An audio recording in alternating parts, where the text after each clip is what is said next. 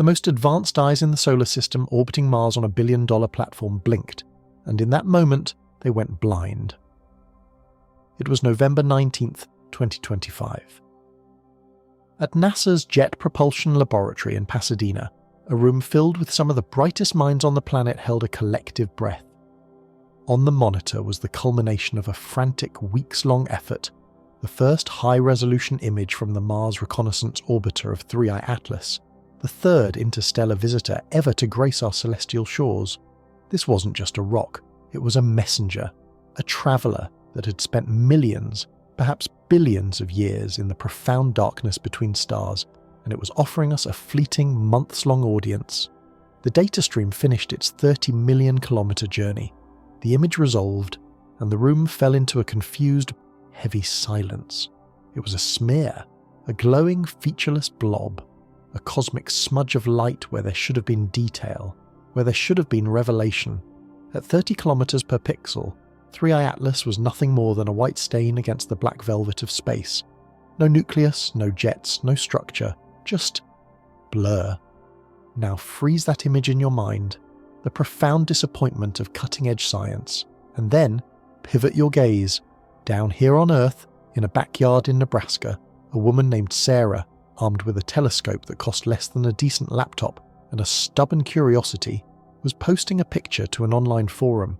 Her image, captured over several nights from a lawn chair, was not a smear. It was a revelation. It showed sharp, geometric jets of material erupting from a central point. It hinted at a ring-like structure, a whisper of architecture curling around the object. It was crisp.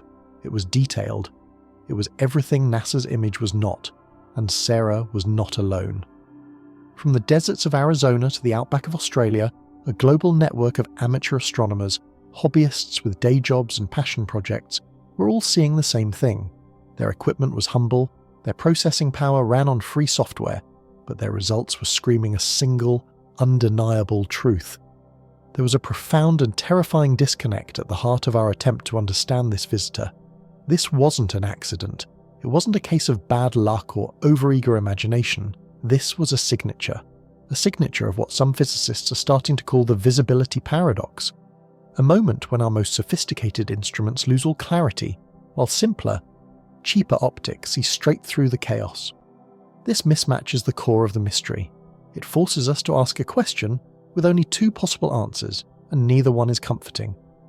Either we have catastrophically misunderstood the fundamental principles of how our own technology observes the universe, or there is something about 3i Atlas itself, something active and deliberate in its nature, that is preventing our best tools from seeing it clearly.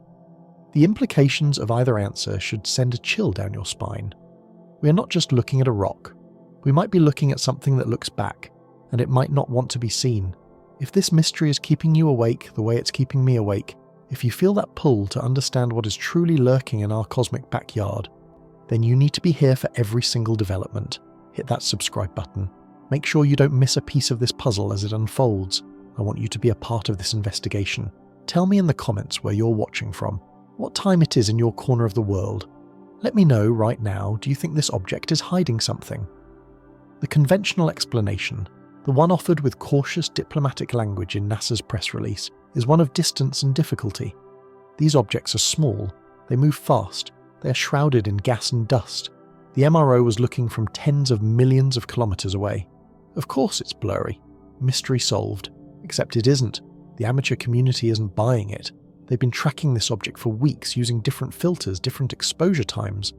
They aren't just seeing random noise. They're reporting consistent structures that persist across multiple nights, that evolve in ways that suggest real physical processes.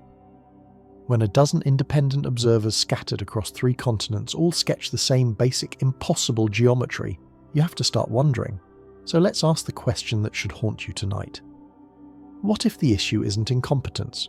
What if NASA's cameras aren't broken and the amateurs aren't hallucinating? What if the problem is a piece of physics we haven't fully accounted for?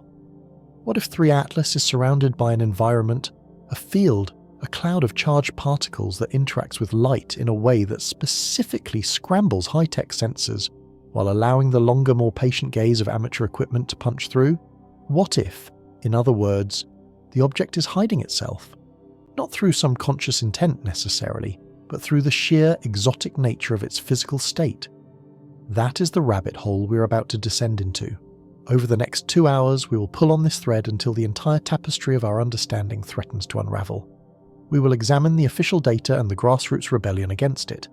We will investigate a hypothesis that sounds like science fiction, but is grounded in the hard, cold laws of plasma physics, that 3i Atlas is wrapped in a high-energy electromagnetic shield.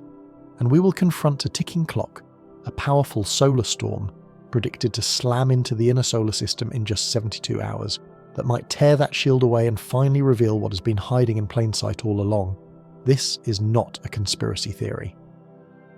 This is an investigation into the very limits of perception.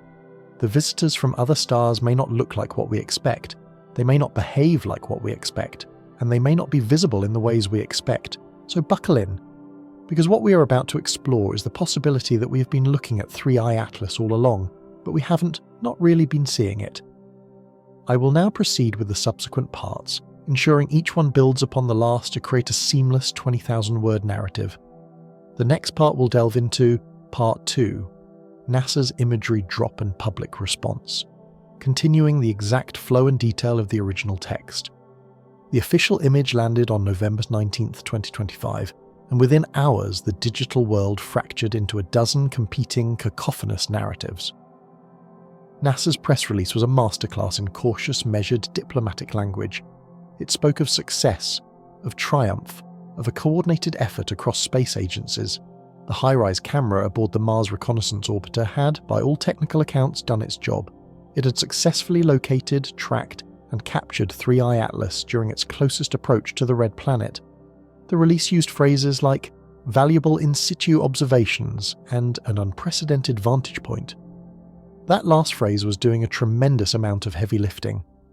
What they were not saying, what they were carefully dancing around in a language of bureaucratic optimism, was that the image itself, the centerpiece of this interplanetary effort, was profoundly, deeply underwhelming. To the public, to the enthusiasts, to the bloggers and the podcasters, it was a failure. A diffuse white blob roughly 10 pixels across. At approximately 30 kilometers per pixel, it was a smudge. A glowing, featureless Gaussian smear where reflected sunlight bled into the blackness of space. There was no nucleus, no hint of a rocky core, no jets, no structures, no geometric perfection, just a formless cosmic fog. But NASA is a vast machine, and it never relies on a single data point. The press release was padded with supporting evidence, a mosaic of data designed to paint a picture of comprehensive scientific success. The MAVEN spacecraft, also in orbit around Mars, contributed ultraviolet imagery that showed a faint hydrogen envelope surrounding the object, the telltale signature of water vapor, breaking apart in the relentless stream of solar radiation. Exactly what you would expect from a comet shedding its icy skin as it dove toward its perihelion. Down on the Martian surface, the Perseverance rover had pointed its cameras skyward during the object's transit and captured a faint, elegant streak against the backdrop of fixed stars. These were presented as complementary pieces of a puzzle. Look, the release seemed to say, look at all the assets we deployed. Appreciate the immense logistical achievement of pointing multiple spacecraft millions of miles away at a single, small, fast-moving target. This was a symphony of engineering, and we are the conductors. The public response was immediate and starkly bifurcated. On one side, the science enthusiasts, the space agency faithful, celebrated the achievement. They saw the glass as half full. They understood the immense challenges of observational astronomy, the game of incremental gains played across vast distances. They pointed out that even a blurry image contained a wealth of information, data on albedo, the extent of the coma, the overall activity level. The mere fact that HiRISE could pinpoint something as small and swift as 3 Atlas from Martian orbit was a genuine feat of navigation and precision. This was a win for human ingenuity. On the other side, a wave of frustration bordering on anger erupted across social media and online forums. Accusations flew like shrapnel. They were withholding the good data. They were soft launching, a disappointing result to manage expectations. They were playing public relations games instead of releasing the raw, unprocessed files for the global community to dissect. In this camp, The amateur astronomy community felt a sense of vindication mixed with profound dismissal. For weeks they had been flooding forums and Reddit threads with their own images that told a wildly different story. Their screenshots posted in the dead of night by people with day jobs in insurance and software engineering showed distinct, sharp jets. They captured what looked like a ring, a shell-like structure encircling a bright central point. A few even suggested features with non-radial symmetry, elements that appeared to rotate or pulse over timescales of mere hours. None of this, not a single hint of it, appeared in NASA's official release. The disconnect was jarring. Where was the structure they were seeing? Where were the jets? Why did the most expensive camera system ever launched to another planet see less detail than a 12-inch Newtonian reflector operated by an insurance adjuster in Colorado? The formal scientific press, the magazines and journals tried valiantly to walk a middle path. Their articles emphasized the technical constraints, the very real and formidable physics that worked against a clear image. The object's staggering speed, the immense distance, the angular resolution limits that are fundamental laws of optics, not engineering failures. They explained that HiRISE's primary mission was to map the surface of Mars at resolutions fine enough to spot individual boulders to trace the layers of sedimentary rock. Repurposing it to image a comet 30 million kilometers away was like using a microscope to photograph a bird in flight. You might get a snapshot, but you're operating far outside the instrument's design parameters. These were all valid, reasonable points. Yet what emerged from this cacophony of celebration, frustration, and explanation was a deep, resonant tension that cuts to the very core of modern science, the painful mismatch between public expectation and technological capability. We live in an era of miracles. The James Webb Space Telescope peers back in time to see galaxies forming in the infant universe.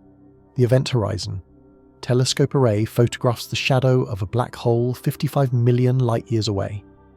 Our instruments have achieved the impossible so often that we have recalibrated our sense of the possible. So, when NASA points a powerful orbital camera at an object a mere 30 million kilometers away, a stone's throw in cosmic terms, and gets a blurry blob, it doesn't feel like a challenge. It feels like a failure. It feels like something somewhere went wrong. But this is precisely where the visibility paradox sharpens into a needlepoint. Distance and resolution alone do not explain why ground-based observers, working with far inferior equipment and fighting the constant turbulence of Earth's atmosphere, claim to see persistent, structured detail. Yes, they use different techniques, long exposures that drink in every possible photon, image stacking, layering dozens or hundreds of frames to average out noise and boost signal. Sophisticated software-based noise reduction. They are integrating light over much longer time periods, which can indeed reveal faint features that brief snapshot exposures would miss. But they are also shooting through 100 kilometers of swirling turbulent air. They battle light pollution from cities, atmospheric scintillation that makes stars twinkle. Every advantage they have in integration time is offset by a profound disadvantage in observing conditions. And yet, persistently, doggedly, they report seeing things. This disconnect, this chasm between what is officially seen and what is unofficially witnessed, breeds speculation like a petri dish. Some suggest NASA is downplaying anomalies to avoid public panic or premature sensationalist conclusions. Others propose a more benign explanation that the agency's automated data pipelines, designed and calibrated for the specific task of planetary geology, might be inadvertently suppressing real signals that fall outside expected parameters, treating genuine anomalies as noise and deleting them before any human ever sees the data. A smaller, more vocal minority whispers about deliberate obfuscation, though their proposed motivations for such a conspiracy remain murky and unconvincing. Why would NASA, or anyone, hide the details of a comet? What is the threat model? The more prosaic and perhaps more terrifying explanation, the one that neither side seems to want to fully embrace, is that we are collectively staring at a genuine unknown. Perhaps 3I Atlas possesses physical characteristics that make it intrinsically difficult to observe with certain types of instruments or from certain angles. Maybe its coma is optically thick and scattering in some wavelengths, but relatively transparent in others. Maybe the plasma environment around the object, a soup of ionized gas, charged dust and magnetic fields, scatters light in complex ways that utterly degrade high-resolution imagery, while allowing the patient-integrated glow of lower-resolution observations to build up over time and reveal the underlying structure. Maybe, in other words, the blur is not a failure of our tools, it is a property of the object itself. This idea that 3i Atlas might be surrounded by an environment that actively interferes with observation is not something you will find in NASA's press release. It is too speculative, too far outside the comfort zone of peer-reviewed, conservative planetary science. But it sits there, in the negative space of the data, in the absence of the expected detail, like a shadow cast by something we cannot quite see. The amateur images, so easily dismissed as artifacts and overprocessing, might be trying to tell us something profoundly important, that the object doesn't want to be seen clearly, not out of consciousness or intent, but because its physical state, its unique composition, its electromagnetic environment, its violent interaction with the solar wind, creates conditions that naturally obscure it from certain kinds of observers while revealing itself to others. So, we are left with a mystery wrapped in a blur, an enigma packaged in contradictory data. NASA has given us the official story: distant, small, faint, challenging. Mission accomplished within limitations.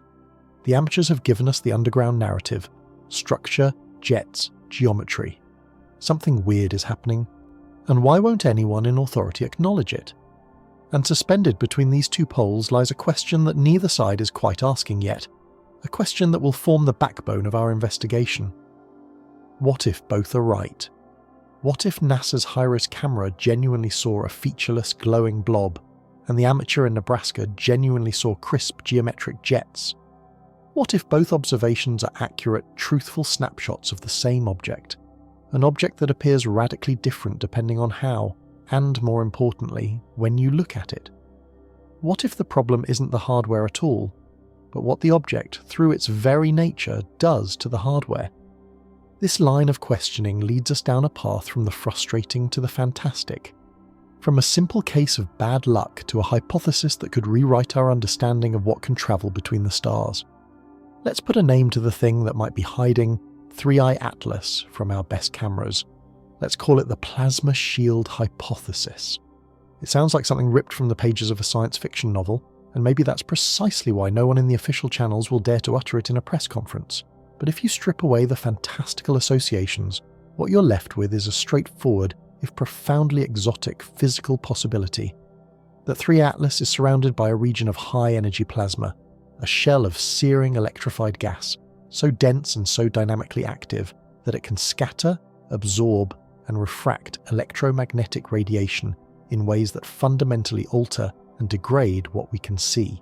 First, we must define our terms. Plasma, in the astrophysical sense, is not a mystery.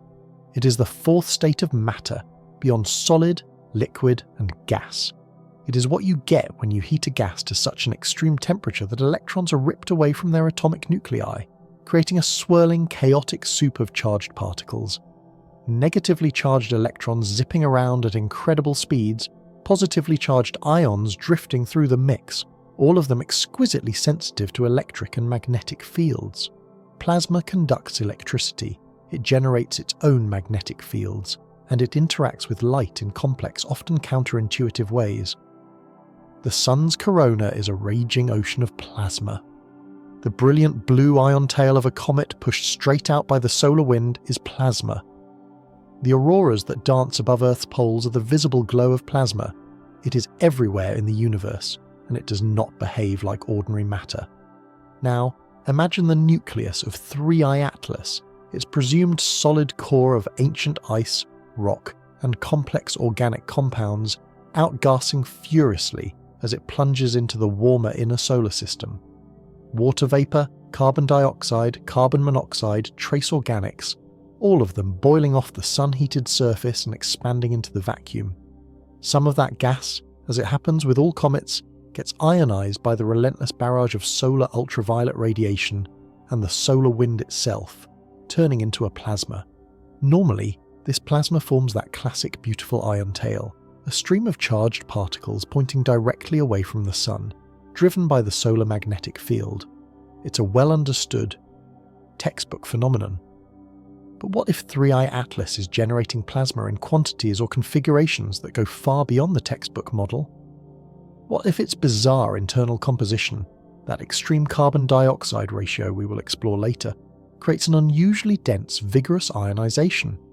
What if the magnetic field embedded in the solar wind interacts with the object in a way that doesn't just blow the plasma away, but instead traps it, compresses it, and bottles it up around the nucleus? What if you end up with a thick, churning shell or halo of charged particles, all co-moving with the comet, forming a kind of permanent, roiling electromagnetic fog that surrounds the object like a brilliant but opaque atmosphere? This is the core of the plasma shield hypothesis. It is the idea that 3i Atlas has somehow generated or accumulated a region of dense plasma that functions, intentionally or not, as a cloak. And here is precisely why that matters for the visibility paradox. Plasma scatters light. The free electrons within the plasma can absorb photons and re-emit them in random directions, blurring fine details into a uniform glow. The refractive index of plasma, a measure of how much it bends light, varies with its electron density and the frequency of the light passing through it. This means light passing through this shell bends and disperses, much like light passing through water, but in ways that are wildly dependent on wavelength.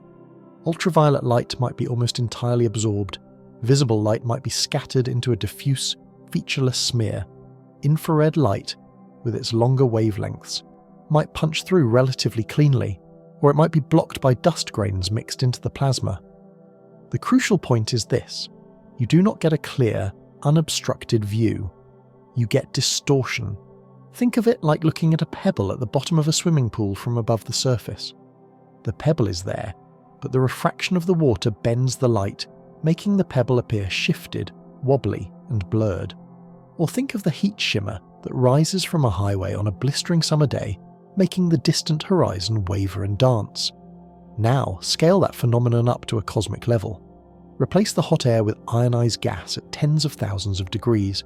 Add in powerful, tangled magnetic fields that can twist and channel the plasma into complex, stable structures, and you begin to see how an object could be physically present, yet optically obscured. This is why the amateur observations become not just interesting but crucial.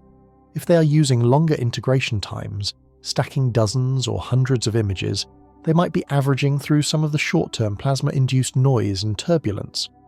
If they are observing in slightly different wavelengths, perhaps using red filters that penetrate scattering environments better than blue, they might be catching fleeting glimpses of structure that shorter wavelength, high-resolution instruments like HiRISE completely miss.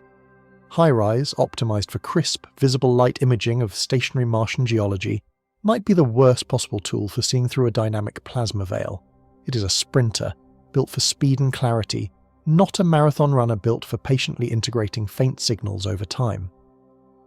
This hypothesis also offers an elegant explanation for another deeply puzzling aspect of 3i Atlas, its wild variability.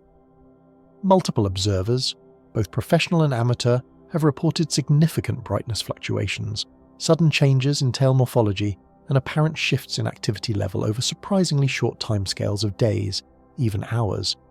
If the plasma environment is dynamic, responding in real time to changes in solar wind pressure, the comet's own outgassing rates, or the object's rotation, then what we see would change dramatically depending on the precise moment we look. Perhaps HiRISE caught the object during a moment when the plasma shield was at its maximum density and turbulence, rendering the nucleus and any jets completely invisible.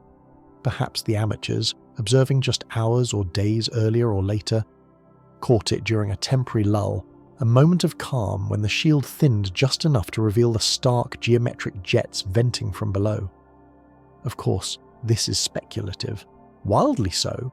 No peer-reviewed paper has formally proposed a stable plasma shield around 3i Atlas.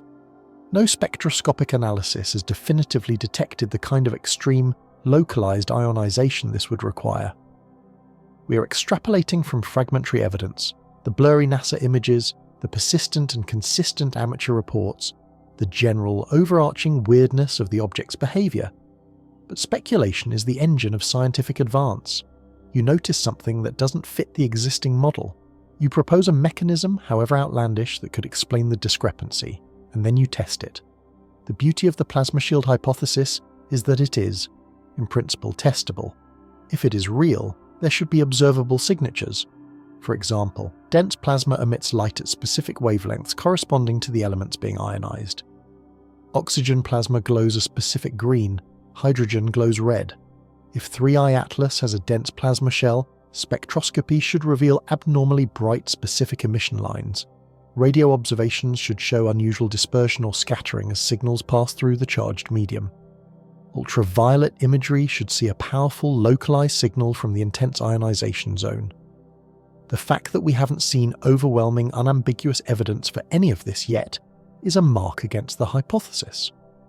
But absence of evidence is not evidence of absence, especially when we have only just begun to look with the right tools and the right questions. There is another, deeper angle here, one that edges us closer to the truly strange. What if this plasma shield isn't merely a passive byproduct of normal, if vigorous outgassing? What if it is something more organized?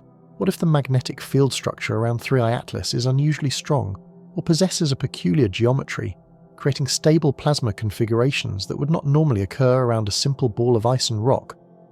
We know that magnetic fields can bottle and contain plasma. The Earth's magnetosphere does exactly this, trapping charged particles in the Van Allen radiation belts. Could a comet, through some unknown mechanism, generate its own intrinsic mini-magnetosphere? Could the interactions between the solar wind and this intrinsic magnetic field create a stable, standing shell of plasma? Now we are venturing into territory where purely natural explanations start to blur uncomfortably with more exotic possibilities. A self-organized, stable plasma shield sounds almost deliberate. It sounds, to some ears, engineered. And that is precisely where this conversation becomes deeply uncomfortable for mainstream science. Because once you start asking whether 3I Atlas might be generating an electromagnetic cloak, whether by a freak accident of chemistry and physics or by conscious design, you're only one short logical step away from asking the question that changes everything. Is it artificial? We will get to that minefield later. For now, let's just acknowledge that the plasma shield hypothesis, however you frame it, opens conceptual doors we are not accustomed to walking through. If this hypothesis is true, even in its mildest, most natural form, then we are not simply looking at a blurry comet. We are looking at an entity that is hidden, cloaked by its own dynamic, electromagnetic envelope. The blur in NASA's image is not a failure. It is a feature of the object itself, and that realization forces a new, more urgent set of questions. What is underneath? What are we not seeing? And most pressingly, is there any way, any force in nature that could strip this veil away and finally grant us a clear, unambiguous look at what has been travelling across light years to visit our stellar neighbourhood? This is where the story transforms from an academic mystery into a time-sensitive, real-time thriller. As 3I Atlas cruises through the inner solar system, potentially wrapped in its hypothetical plasma shroud, our sun is preparing to throw a cosmic punch. Solar weather forecasters, a very real and critical job, are tracking a significant solar storm, a coronal mass ejection, or CME, predicted to impact the inner planets around November 22, 2025. We are not talking about a minor ripple. This is a billion-ton bubble of magnetized plasma, hurled outward from the sun's corona at speeds approaching 1,000 kilometers per second. When that titanic wave of charged particles and embedded magnetic fields slams into the inner solar system, the rules of the game change for everyone and everything in its path. Solar storms are common enough. The sun follows an 11-year cycle of activity, and during solar maximum, CMEs can happen almost daily. Most are weak, barely noticeable, except to the most sensitive magnetometers in space and on the ground. But every so often the sun unleashes something powerful, a fast CME with a strong twisted magnetic field travelling on a direct collision course with Earth. When these monsters hit, satellites can glitch and tumble, power grids can strain under geomagnetically induced currents, and auroras can blaze so brightly they are seen as far south as the Caribbean. They are events of terrifying beauty and latent danger. For a comet, a solar storm is an even more dramatic event. Remember, a comet's delicate ion tail, and the entire plasma environment around it, are shaped and defined by the solar wind, the constant supersonic stream of charged particles flowing from the sun. A CME is like turning that steady stream into a violent, chaotic fire hose, The sudden, massive increase in solar wind pressure violently compresses the comet's magnetosphere, if it has one, and can blow the ion tail into entirely new, transient configurations. Some comets have been observed to brighten suddenly during solar storms, as the increased ionization pumps more energy into the coma, exciting atoms and molecules to glow more fiercely. Others seem to dim just as rapidly, as the storm's fury strips material away from the nucleus faster than it can be replenished. The plasma environment around the comet becomes a maelstrom of turbulence, chaos, and unpredictable change. Now, apply this certain chaos to our plasma shield hypothesis. If 3I Atlas is indeed surrounded by a dense, relatively stable plasma shell, that shell is being held in place by a delicate, perpetually shifting balance of forces. Outgassing pressure from the nucleus pushing outwards, solar wind pressure from the outside pushing inwards, magnetic field tensions weaving through the charged particles providing structure. It is a dynamic equilibrium, constantly adjusting, but roughly stable over periods of hours or days. A solar storm of the magnitude forecast for November 22nd is the ultimate disruptor. It shatters that balance. The sudden, colossal spike in solar wind pressure could do one of two things. It could violently compress the shield, squeezing it into a denser, even more opaque and brilliant layer, further hiding the nucleus. Or, and this is the moment of high drama, it could shred the shield entirely, blowing it away like a fog bank before a hurricane gale, finally exposing the naked nucleus and any structures beneath. This is why the timing is everything. If the solar storm hits as predicted, and if the plasma shield hypothesis has any validity whatsoever, then the next few days will provide the most critical natural experiment imaginable. Observers around the world, from the great professional observatories to the networked backyards of amateurs, will have their eyes and instruments locked on 3I Atlas as the CME arrives. If the object suddenly brightens by orders of magnitude, if previously hidden jets and geometric structures snap into crystal clear view, if its coma morphology shifts dramatically in the span of hours, that will be powerful. Direct evidence for a plasma-mediated visibility effect. The storm will have acted as a cosmic can opener, stripping away the cloak. There is historical precedent for this. Comets have been known to undergo sudden, violent outbursts during periods of high solar activity. Comet 17P, Holmes, for instance, famously brightened by a factor of nearly 1 million in just 42 hours in 2007, an event possibly triggered by an internal collapse, but almost certainly amplified by the prevailing solar wind conditions. Comet 73P Schwarzmann-Wachmann is infamous for its irregular, explosive fragmentations and brightenings.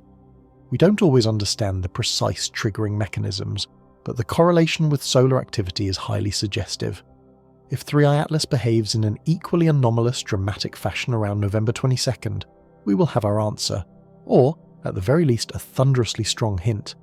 But there is a darker, more confusing possibility here, one that should give every observer pause. What if the solar storm doesn't reveal the true structure of the nucleus, but instead generates false, transient structures? Plasma is inherently dynamic and spectacularly unpredictable. The CME impact could create brilliant ephemeral features in the coma, loops of magnetic field lines glowing with trapped particles, filaments of compressed plasma, vast spirals of dust caught in turbulent eddies that perfectly mimic the appearance of jets or shells or rings, but have no physical connection to the nucleus itself. We could be fooled, in a moment of intense excitement, into thinking we are finally seeing the real object, when in fact we are only seeing the spectacular and utterly misleading artifacts of the storm itself. Distinguishing genuine, nucleus-connected structural features from transient plasma phenomena requires incredibly careful spectroscopy and time-resolved, multi-wavelength imaging. It requires a level of patience and skepticism that is in notoriously short supply when the clock is ticking down to a moment of potential revelation. There is also the profound question of what this means for the object's fundamental behaviour. 3I Atlas is already subject to non-gravitational forces. The rocket-like effect of its own outgassing is measurably perturbing its orbit. If a solar storm dramatically and suddenly changes the outgassing rate or the global plasma environment, those non-gravitational forces could spike temporarily. The object might experience a measurable, unexpected jolt of acceleration. Its rotation state could be altered by torques from asymmetric outgassing. These are all measurable effects, and if observed, they would provide powerful indirect evidence for a dense dynamic plasma environment that is responding violently to an external forcing. So, we find ourselves in a waiting game of cosmic proportions. Professional observatories are scrambling to schedule precious time on their most powerful instruments. Amateur networks are coordinating global observing runs, sharing protocols and filters to ensure consistent data. Space-based assets like ESOHO, Stereo, and the Solar Dynamics Observatory are tracking the CME's progress as it propagates outward from the Sun. The entire distributed nervous system of human astronomy is focusing on a single point in the sky. Everyone wants to see what happens when the storm hits. Will the veil lift? Will we finally get a clear, unfiltered view of this interstellar visitor? Or will the storms simply add more layers of confusion, more noise, more maddening ambiguity to an already deeply murky picture? This is the moment. Within the next 72 hours, we might witness the reveal. If 3i Atlas is hiding behind a sheath of self-generated plasma, the solar storm could strip that shield away like a ferocious wind tearing a fog bank from a mountain peak. What's underneath might be mundane, an ordinary if unusually active comet nucleus venting gas and dust in predictable patterns. Or it might be extraordinary. Geometric jets that defy our models of cometary physics. Surface features that suggest a composition and history unlike anything we know. Activity patterns that imply something other than passive. Solar-driven ice sublimation. We will not know until we look, and we cannot look clearly until the shield, if it exists at all, comes down. And if nothing changes? If 3i Atlas weathers the solar storm without any dramatic shift in its appearance or behaviour, then the plasma shield hypothesis takes a direct, serious hit. Not a fatal blow, perhaps. There are always ways to argue that the shield was more robust than expected, or that the geometry was wrong, but a hit nonetheless. Science progresses as much through failed predictions as through confirmed ones. If we predict a great reveal and it does not happen, we learn something crucial about the limits of plasma-mediated obscuration. Either way, the next few days are critical. The solar storm is coming, the object is in our crosshairs. And for the first time since 3i Atlas entered our detection range, we have a chance, a real chance to see it without the fog. All we can do now is watch and wait and hope that when the storm passes, the picture becomes clearer rather than infinitely more confused. Because right now, we are navigating by instruments that might not be showing us the truth. And that single, unsettling fact should terrify anyone who truly cares about knowing what is really out there, moving through the dark. Let's take a breath and survey the terrain we've covered, the ground we stand on, and the vast, uncertain landscape that still lies ahead. So far, we have established the stark reality of the visibility paradox, the baffling disconnect where billion-dollar orbital sensors see less than backyard telescopes. We've dissected NASA's November 19th imagery release and the deeply bifurcated public response that followed, a schism between celebration of engineering triumph and frustration over a lack of clarity. We've introduced the plasma shield hypothesis as a possible, if exotic, physical explanation for why 3i Atlas might appear as a featureless blur to high-tech, short-exposure instruments while revealing tantalizing structure to the patient, integrated gaze of amateur observations.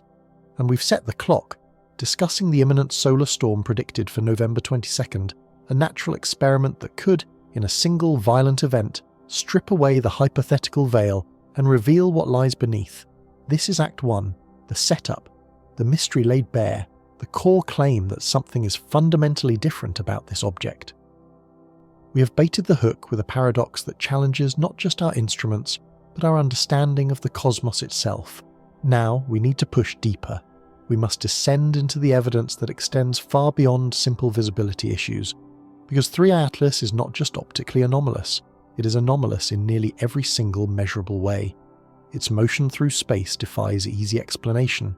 Its chemical composition is unlike anything found in our solar system. The way it polarizes light is unprecedented in our databases.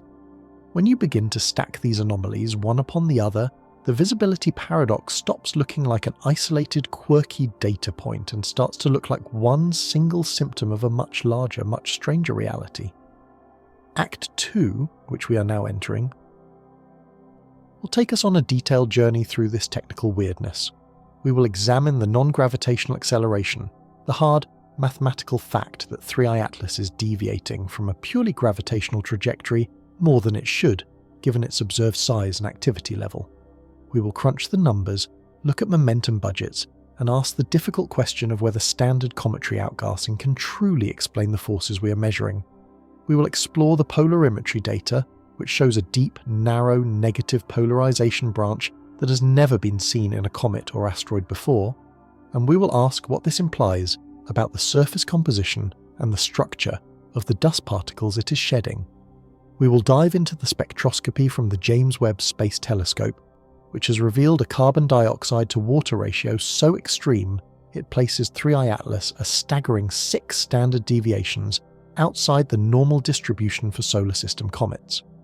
We will ask what this means for its origin, for the processing history it endured during its long interstellar journey, and for the possibility that this object spent billions of years being bombarded by cosmic rays in the profound cold and darkness between the stars. And then we will pivot. We will venture into truly speculative territory, into the alternative theories that go beyond natural explanations. We will confront the elephant in the observatory, the artificial origin hypothesis, championed by a few credentialed scientists willing to risk their reputations and dismissed by others as premature sensationalism. We will examine the arguments on both sides fairly, without tipping the scales toward belief or dismissal.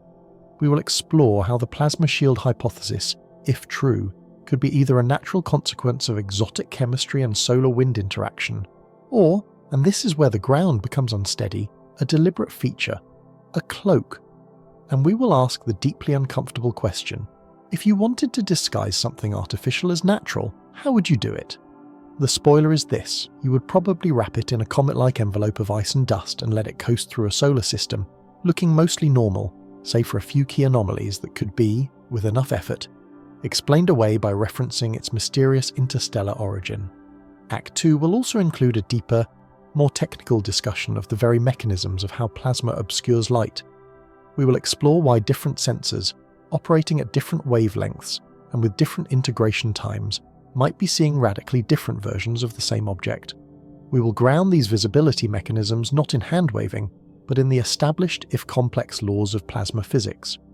And we will not shy away from the challenges to the plasma shield hypothesis. Where is the energy coming from to sustain such a structure? Why don't we see overwhelming spectroscopic evidence of the intense ionization this would require?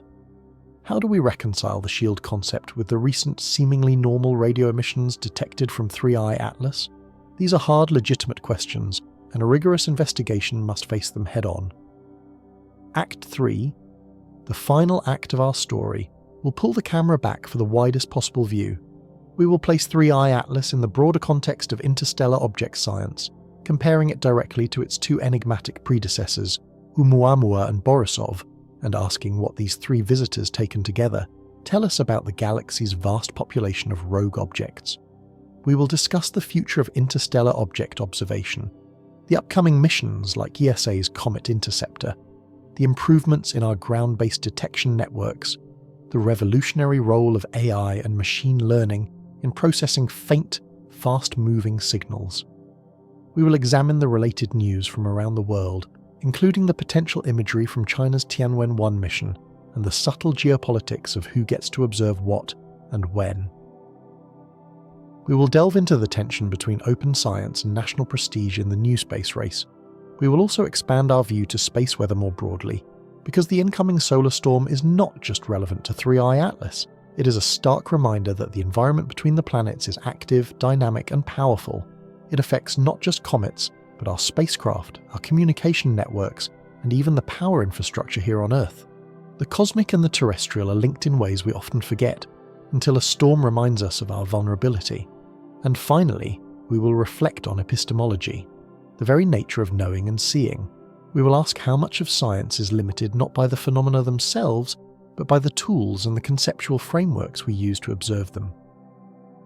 We will consider the vital role of amateur astronomers in pushing boundaries and questioning official narratives, and we will ask whether the democratization of observational astronomy via cheap CCD cameras and open-source software is fundamentally changing the game of discovery. We will think about data transparency, about the pressures on space agencies to release raw data versus carefully processed products, and about how our automated AI pipelines might be inadvertently and silently filtering out the very anomalies that don't fit our expected patterns. By the end of this journey, you will have more than just a comprehensive understanding of 3i Atlas. You will have a comprehensive understanding of the process of scientific investigation itself, the eternal tension between caution and curiosity, between skepticism and a radical openness to the unexpected. You will see how a single, fuzzy image from deep space can cascade into a sprawling investigation that touches on plasma physics, comet science, interstellar astronomy, space weather, geopolitics, and the very philosophy of observation. You will understand why the visibility paradox matters, whether or not the plasma shield hypothesis ultimately pans out. Most importantly, you will be equipped to watch the coming days and weeks with informed, critical eyes. When the solar storm hits, when new observations are released, when amateur forums light up with fresh claims of jets or rings or sudden brightness spikes, you will know how to evaluate those claims. You will understand the critical difference between wishful thinking and a genuine anomaly, between random noise and a coherent signal, between the mundane and the truly universe-altering strange. You will be able to navigate this conversation without getting lost in the hype or drowning in the technical jargon. This is a story about an object from another star, yes, but it is also, in a very real sense, a story about us, about how we look at the universe, what we expect to find there, and what we do when reality, in all its glorious, confounding complexity, simply refuses to cooperate with our expectations. 3. Atlas might be just a comet, a weird one, but ultimately a natural one. Or it might be something else entirely, something that forces us to expand our categories, to rethink our most fundamental assumptions. We won't know until we look more carefully, with better tools, at better times, from better angles. And maybe, just maybe, we will need to admit that seeing is not as simple as pointing a camera and pressing a button. Maybe the universe has blind spots built into its very fabric, and learning how to see past them is the real, the final challenge. Let's get technical. Let's talk numbers. Because numbers don't lie. They just sometimes refuse to add up in the way we expect them to.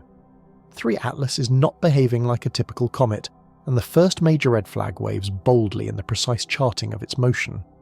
Astronomers tracking the object with extreme precision have detected what is known as non-gravitational acceleration. The comet is deviating, subtly but unmistakably, from the path it should follow if the gravity of the Sun and planets were the only forces acting upon it. This, in itself, is not unusual. Most active comets exhibit some degree of non-gravitational acceleration. They are, after all, constantly venting gas and dust into space. Every molecule that escapes the nucleus carries with it a tiny bit of momentum, and by Newton's third law, for every action there is an equal and opposite reaction, the nucleus recoils in the opposite direction. It's the rocket effect, plain and simple, and it has been understood since the 19th century. But here is the problem, the anomaly nestled within the anomaly. The amount of acceleration we are seeing does not quite match the amount of outgassing we are observing. To generate the observed trajectory deviation, 3 Atlas would need to be venting material at rates that seem high. Not impossibly high, but uncomfortably, unexpectedly high. Given its estimated size and its overall observed activity level, the math here gets messy very quickly, so let's walk through the basics. When you measure a comet's precise position over time, and compare it to predictions based solely on gravitational forces, you find small discrepancies. These discrepancies can be modelled as extra accelerations, typically broken down into radial components, pointing directly toward or away from the Sun, and transverse components, perpendicular to the Sun-comet line. For 3i Atlas, the radial acceleration is positive, meaning it's being pushed away from the Sun harder than expected. That is consistent with outgassing, jets of vapour and dust blasting off the sunward side, pushing the nucleus backward. To calculate how much mass needs to be lost per second to produce a given acceleration, you use the principle of momentum conservation. Force equals mass flow rate times exhaust velocity. Solve for the mass flow rate, and you get an estimate of how many kilograms of gas and dust the comet must be shedding every single second to explain the observed trajectory shift. Studies of 3i Atlas place its dust production rate at around 180 kilograms per second when it was about 2 astronomical units from the Sun. That is a tremendous amount of dust. For context, a well-studied short-period comet like 67P Churyumov-Gerasimenko produces similar rates near its perihelion, but 67P has a known nucleus about 4 kilometers across. If 3I Atlas has a similarly sized nucleus, then 180 kUs is plausible, if on the high side. But if the nucleus is smaller, say 2 kilometers or less, then the dust production rate per unit surface area starts to look anomalously, bizarrely high. And here is where the problem gets thorny. We do not actually know the nucleus size with any certainty. The coma obscures it completely. Our best estimates are indirect, based on the object's overall brightness and an assumed albedo, or reflectivity. If you assume a typical dark cometary albedo of 4%, you get one size for the nucleus. If you assume a brighter albedo of 10%, the nucleus shrinks considerably. The uncertainty range is wide enough that the dust production rate could be slotted anywhere from reasonable to borderline absurd. So we cannot definitively say the numbers don't work. We can only say they are uncomfortable. They push hard against the boundaries of what we would expect from a natural comet of this type. There is another wrinkle. The dust production rate follows a power law with heliocentric distance. As the comet gets closer to the Sun, its activity increases according to a specific exponent. For water-driven comets, that exponent is typically around 4, meaning activity quadruples for every halving of the solar distance. For comets dominated by more volatile ices, like carbon dioxide or carbon monoxide, the exponent can be much steeper. 3 Atlas appears to have a steep power law, consistent with volatile ices other than water dominating the outgassing. This fits perfectly with the extreme carbon dioxide ratios we will discuss later, but it also means that as it ventures closer to the Sun, the activity ramps up ferociously fast, and sustaining that level of violent outgassing over weeks or months requires a significant, massive reservoir of volatiles. Now, layer in the momentum budget. If you want to accelerate an object that is kilometers in scale by even a tiny fraction of a meter per second squared, you need to eject a staggering amount of mass over time. Conservation of momentum is unforgiving. Every kilogram of gas expelled backward kicks the nucleus forward. Add up all the gas and dust it is estimated to have shed over its entire observable trajectory, and you get a total mass loss. Compare that to the estimated total mass of the nucleus itself, and you start asking a very serious question. Can this object afford to lose this much material and still look as active and vigorous as it does months later? Some researchers have proposed a solution, that 3I Atlas might have hidden concentrated jets. Outgassing that is not uniform across its surface, but is focused in specific, incredibly active regions. Jets are common on comets. We saw them spectacularly on 67P Churyumov-Gerasimenko from close range.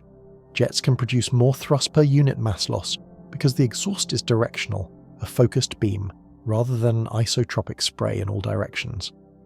If 3I Atlas has a few powerful jets pointing in favourable directions, the observed acceleration becomes much easier to explain. But here is the devastating catch. We do not see clear, unambiguous evidence of these jets in most professional imagery. The NASA high-rise images show a featureless blur. The UV observations show a roughly symmetric hydrogen envelope. Only the amateur reports suggest jets, and those reports, for all their consistency, lack the official confirmation of a peer-reviewed data release. This is the precise point where the plasma shield hypothesis circles back with renewed relevance. If the object is surrounded by a dense, scattering plasma environment that hides surface features, then jets could be erupting from the nucleus, but remain completely invisible to our high-resolution sensors. The amateurs, using their longer exposures and different wavelength sensitivities, might be glimpsing those very jets during fleeting moments when the plasma fog thins or shifts. If this is true, then the acceleration anomaly isn't really an anomaly at all.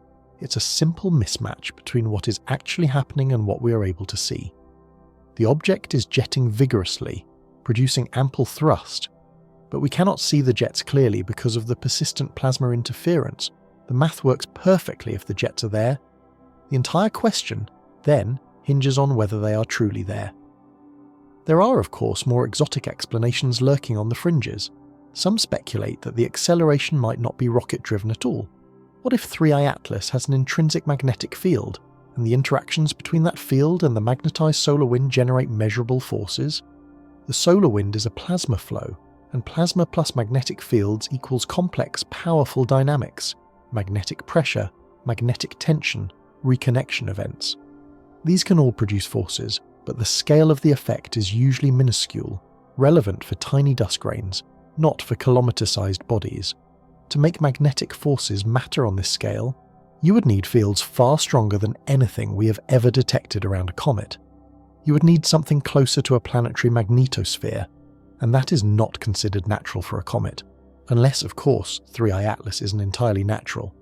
Let's not descend down that particular rabbit hole just yet. For now, the takeaway is this. The non-gravitational acceleration is real, it is measurable, and it is slightly uncomfortable given the current observational constraints. It is not a smoking gun for anything exotic by itself, but it is one more data point, one more piece of the puzzle that refuses to fit neatly into the standard cometary template. When you combine it with the visibility issues, the upcoming polarization anomalies, and the composition weirdness, you start to see a pattern emerge. This object consistently lands at the far edge, the bleeding edge, of the distribution for every single observable we can measure. Maybe that's just because it's interstellar, formed in a different stellar nursery with a different chemical history. Or maybe it's trying to tell us something and we're simply not listening carefully enough. The math doesn't lie, but it doesn't always tell the whole truth either. Numbers are only as good as the assumptions we feed into them. If our assumptions about nuclear size, albedo, outgassing efficiency, or plasma interactions are off, even by a little, then all of our calculations shift. We could be looking at a perfectly ordinary comet through a distorted lens, or we could be looking at something genuinely, profoundly anomalous through a lens that is finally, for the first time, clear. Until we get better data, higher resolution images, more complete spectroscopy, time-resolved photometry during the solar storm, we are stuck in this liminal space where the numbers are suggestive but not conclusive. They whisper that something is weird, but they don't yet shout what it is. And that is both deeply frustrating and profoundly exhilarating because it means the mystery is still alive, the investigation is still open, and the very next observation could be the one that tips the balance forever. Now, we turn our attention to light itself, and specifically to how light behaves when it bounces off the dust and ice of 3I Atlas. Polarimetry is one of those underappreciated powerful tools in the astronomer's kit. Less famous than spectroscopy, less visually dramatic than direct imaging, but incredibly revealing when you know how to read its subtle language. The basic idea is simple. Unpolarized light from the sun travels across space and strikes the comet. It reflects off the countless dust particles and ice grains in the coma, and in the process of scattering, it becomes partially polarized. By measuring the degree and the orientation of that polarization at different phase angles, the angle between the sun, the comet, and the observer, you can learn profound details about the size, shape, and composition of the scattering particles. It's a form of remote sensing that tells us about the very stuff this object is made of. 3I Atlas's polarimetric signature is, in a single word, unprecedented. Researchers observing the object in visible wavelengths found a so-called negative polarization branch. This means that at certain phase angles the reflected light is polarized perpendicular to the scattering plane, rather than parallel to it. This phenomenon itself is not unheard of. It's common in both comets and asteroids at very small phase angles. But the depth and the shape of 3I Atlas's negative branch are extreme, off the charts. The polarization minimum hits around 2.7% at a phase angle near 7 degrees, and the inversion angle, the angle where the polarization switches from negative to positive, occurs around 17 degrees. To put that in context, most comets show negative polarization minimums between 1% and 2%. Their inversion angles are typically closer to 20 or even 25 degrees. Asteroids usually have even shallower negative branches. 3 Atlas is a stark outlier. Deeper minimum, steeper slope, earlier inversion. When you plot its polarization properties against vast databases of every comet and asteroid we have ever measured, it sits alone in an empty region of parameter space. It isn't just unusual, it is unique. What does this tell us? Polarization signatures depend critically on the optical properties of the scattering material, the complex refractive index which encodes how light propagates through the substance, and on the size, distribution, and shape of the particles. A deep, sharp, negative polarization branch like this suggests particles with very specific characteristics. It points towards large grains, possibly with a high fraction of water ice and potentially mixed with dark red organic compounds, resembling the surfaces of outer solar system bodies like trans-Neptunian objects or Kuiper belt comets, more than it does typical Jupiter family comets. This makes a certain intuitive sense if you think about where 3I Atlas came from. It's interstellar. It formed around another star, possibly in that star's equivalent of the Kuiper belt, a cold, distant region where ices remain pristine and complex organics can slowly accumulate from eons of cosmic ray radiation. Objects in our own Kuiper belt are often red and rich in ices because they've spent billions of years in a deep freeze accreting a crust of radiation-processed tholins. If 3I Atlas has a similar history, then its polarization signature is a direct window into the surface conditions of an exo-Kuiper belt object. We are seeing indirectly what a planet-forming disk around another star produced in its cold outer reaches. But there is another angle to consider, one that ties back directly to our central hypothesis. Could the plasma environment we've been discussing affect these polarization measurements? Plasma itself does not polarize light in the same way that solid dust grains do, but dust grains that have become electrically charged by residing in a plasma environment can behave very differently than neutral grains. They can align with local magnetic fields, creating systematic polarization patterns that would not occur in a neutral gas. If 3I Atlas's coma contains a significant fraction of such charged dust, the polarization signature we measure might be a composite, partly reflecting the intrinsic properties of the dust and partly reflecting the electromagnetic environment it's suspended in. This is admittedly speculative. There is no direct, smoking gun evidence that charged dust is dominating the polarization signal, but it is a possibility worth holding in mind because it provides a potential bridge back to the plasma shield hypothesis. If the object is indeed surrounded by dense plasma, then the dust entrained within that plasma would naturally become charged. The degree of charging depends on the plasma's temperature, density, and the local UV radiation field. In principle, you could have dust grains carrying significant surface potentials, altering their optical scattering behavior in subtle but measurable ways. The polarization data also offers strong hints about particle size. Large particles, grains significantly bigger than the wavelength of the light, say 1/10 of a millimeter or more, produce different scattering patterns than the tiny, sub-micron dust that often dominates cometary comas. 3 Atlas appears to favour these large grains, which aligns perfectly with the high dust production estimates we discussed earlier. Large grains are harder to lift off the nucleus. They require stronger outgassing to overcome the nucleus's gravity. But once aloft, they persist longer in the coma because the radiation pressure from sunlight is less effective at blowing them away. A coma dominated by large grains looks different. Less blue scattering, more forward scattering, different colour indices. Put it all together, and you begin to assemble a picture. An object with an old processed surface, rich in water ice and complex organic compounds, shedding large dust particles into a coma that might be significantly influenced by plasma interactions. The polarization signature is one more piece of the puzzle, one more way in which 3I Atlas stands apart from the crowd.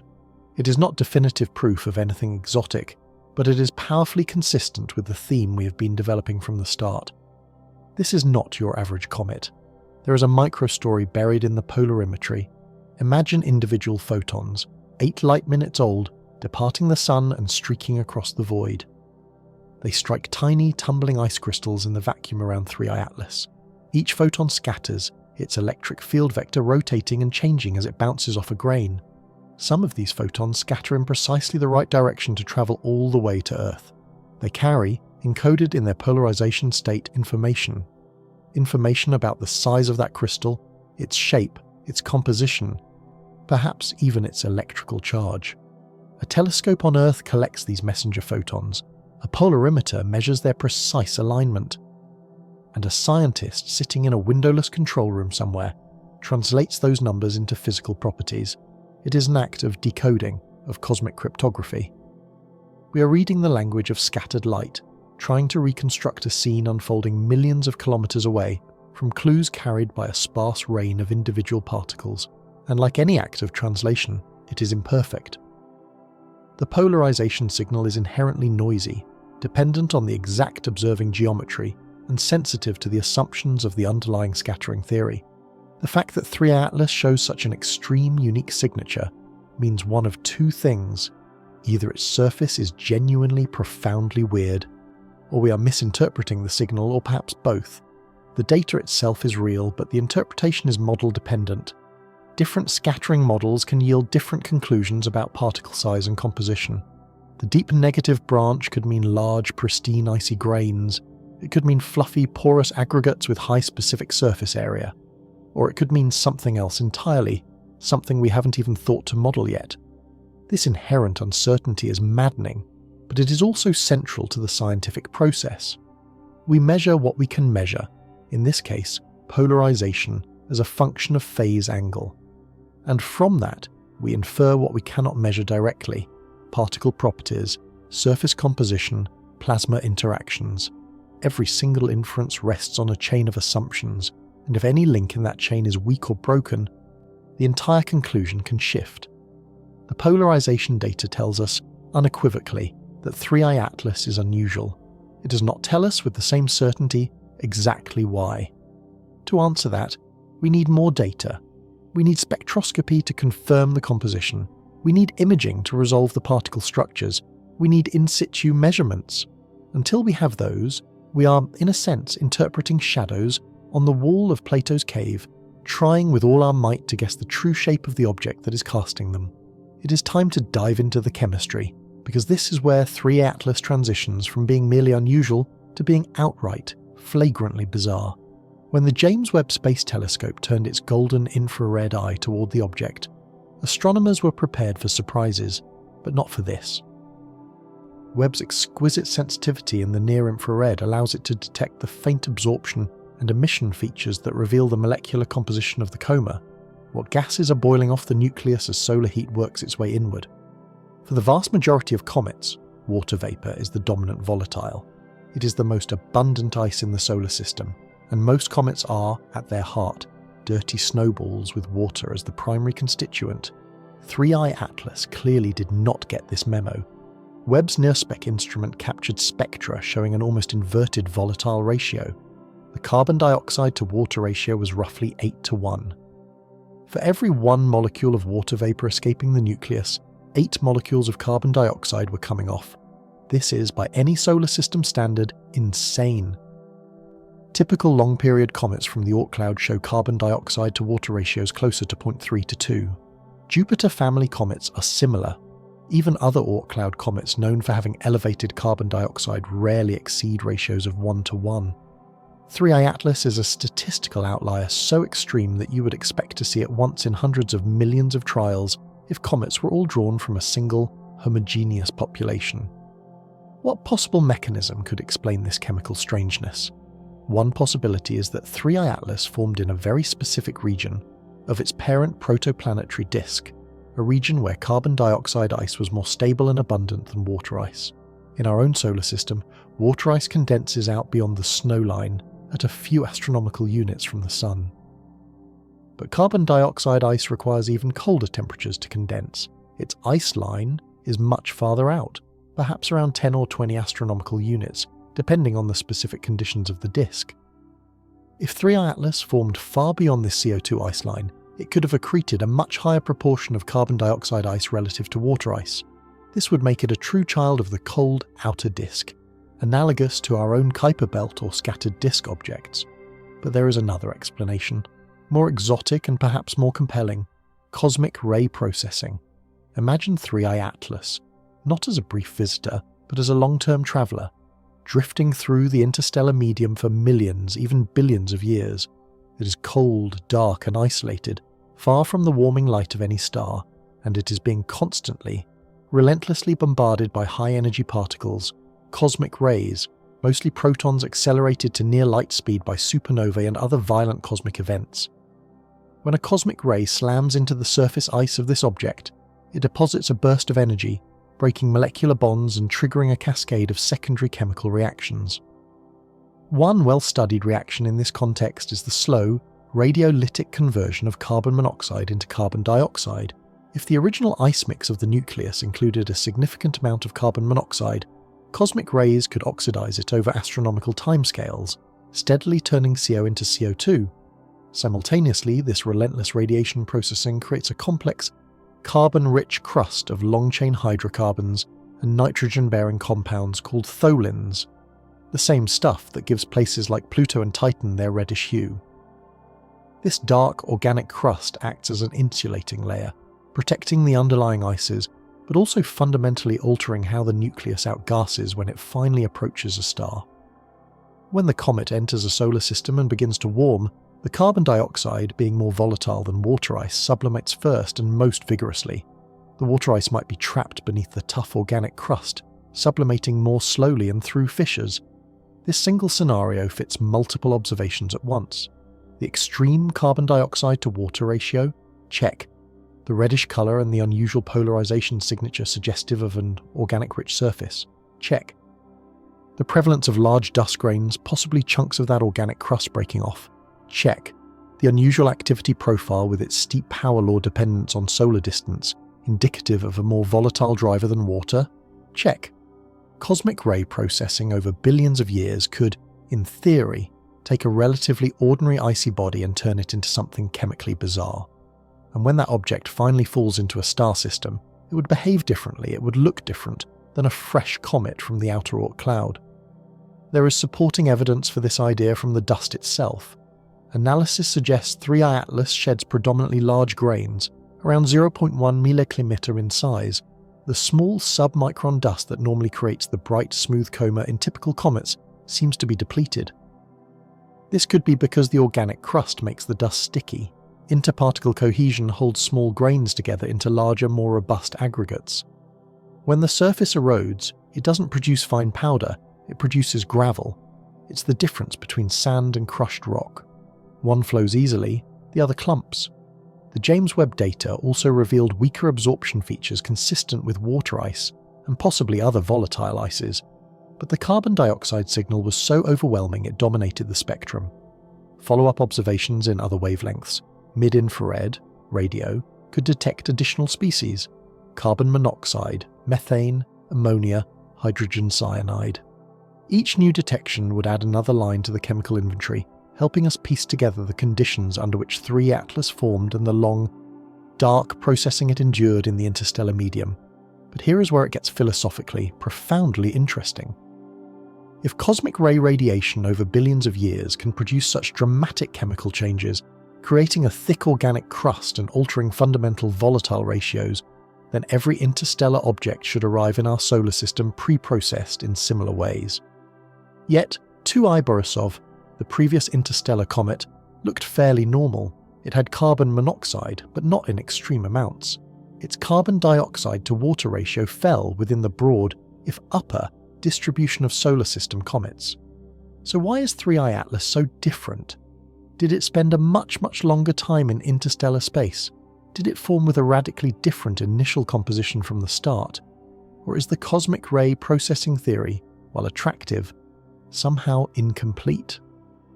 One wildcard, the one that shifts the conversation onto entirely different ground, is the possibility that 3I Atlas's composition isn't entirely natural. If you wanted to design a long-duration interstellar probe, a craft meant to survive eons of transit between stars, you might coat it in a protective shell of ice and complex organics to shield its delicate interior from radiation and micrometeorite impacts.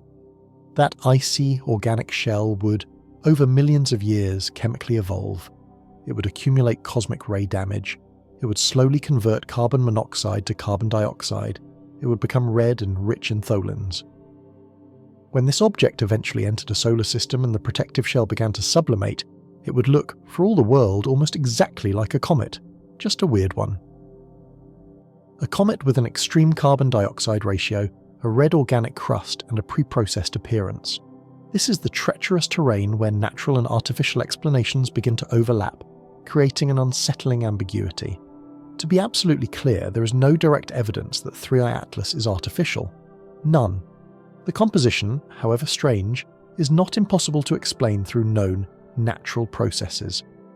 But the fact that these two radically different explanations, a naturally processed comet and a deliberately camouflaged artifact can produce such similar observables is worth noting. It means that chemistry alone, no matter how weird, cannot be used to rule out more exotic hypotheses. You would need other, more unambiguous evidence, clear, non-natural geometric structures, anomalous accelerations that cannot be explained by any outgassing model, radio emissions with information-bearing content, something that screams technology. We do not have that.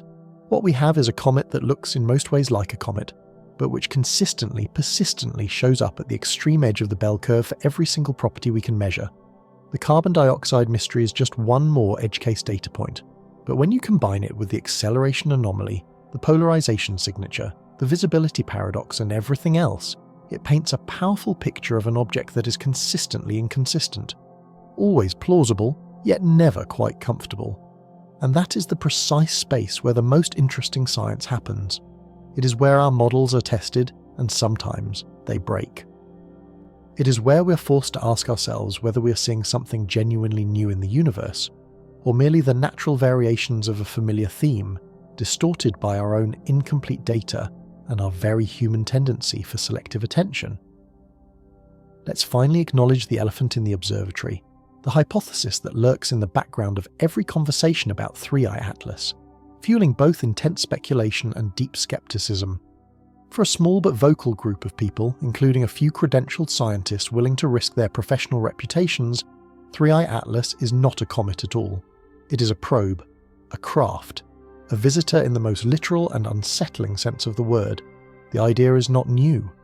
When Oumuamua accelerated unexpectedly as it departed the solar system, Harvard astronomer Avi Loeb publicly speculated that it might be a light sail, a piece of alien technology using the pressure of solar radiation for propulsion. The mainstream scientific community responded with a mixture of skepticism and irritation, proposing alternative natural mechanisms like hydrogen outgassing to explain the acceleration. But Loeb persisted, and a certain segment of the public latched onto the possibility with fervent enthusiasm. Now, with 3i Atlas, the artificial origin hypothesis is back, and its proponents argue their case with a list of interconnected anomalies. The case, as they lay it out, goes something like this. The object exhibits multiple peculiarities that, taken individually, can be explained away, but taken together form a pattern suggestive of design. Its unusual trajectory and non-gravitational acceleration, its extreme bizarre chemistry, its unprecedented polarization signature, and now the visibility issues that suggest some form of active obscuration or cloaking. The plasma shield in this interpretation isn't an accident of nature. It is a deliberate stealth feature engineered to avoid easy detection or to mimic natural cometary phenomena. The mainstream counterargument is straightforward and powerful. NASA, ESA, and the vast majority of the astronomy community insist that 3i Atlas looks like a comet and behaves like a comet. Yes, it is unusual, but unusual is not synonymous with impossible. The galaxy is vast, containing trillions of comets. Statistically, some of them will be outliers, weirdos that land on the far edges of every distribution. The fact that 3i Atlas shows properties at the extreme end of several observables doesn't mean it's artificial. It simply means our sample size of interstellar objects is still tragically small, and we're just beginning to appreciate the true diversity of exocometry populations. Extraordinary claims, they remind us, require extraordinary evidence, and a fuzzy image, coupled with some weird chemistry and unusual motion, does not meet that lofty bar. Both sides have valid points. The artificial hypothesis currently suffers from a critical lack of a smoking gun. There is no detected radio signal with intelligent content. No image reveals perfect non-natural geometry. No aspect of its behavior constitutes a clear, unambiguous violation of known physical laws that would force an artificial conclusion. With enough effort and a sufficient number of assumptions, everything about 3i Atlas can be explained through natural, if exotic, processes. But the natural hypothesis also requires its own form of special pleading. Why is every observable property of this one object slightly off? Why does it happen to be a 6 sigma outlier in composition, a unique case in polarization, and the subject of a major visibility paradox all at once? Is this simply a staggering coincidence? Or are we, in our zeal to fit it into known categories, missing the bigger picture? One specific variant of the artificial hypothesis is particularly relevant to our discussion: the cloaking theory. Suppose you are an advanced civilization sending autonomous probes into other star systems to observe undetected. You would not want these probes to be immediately obvious.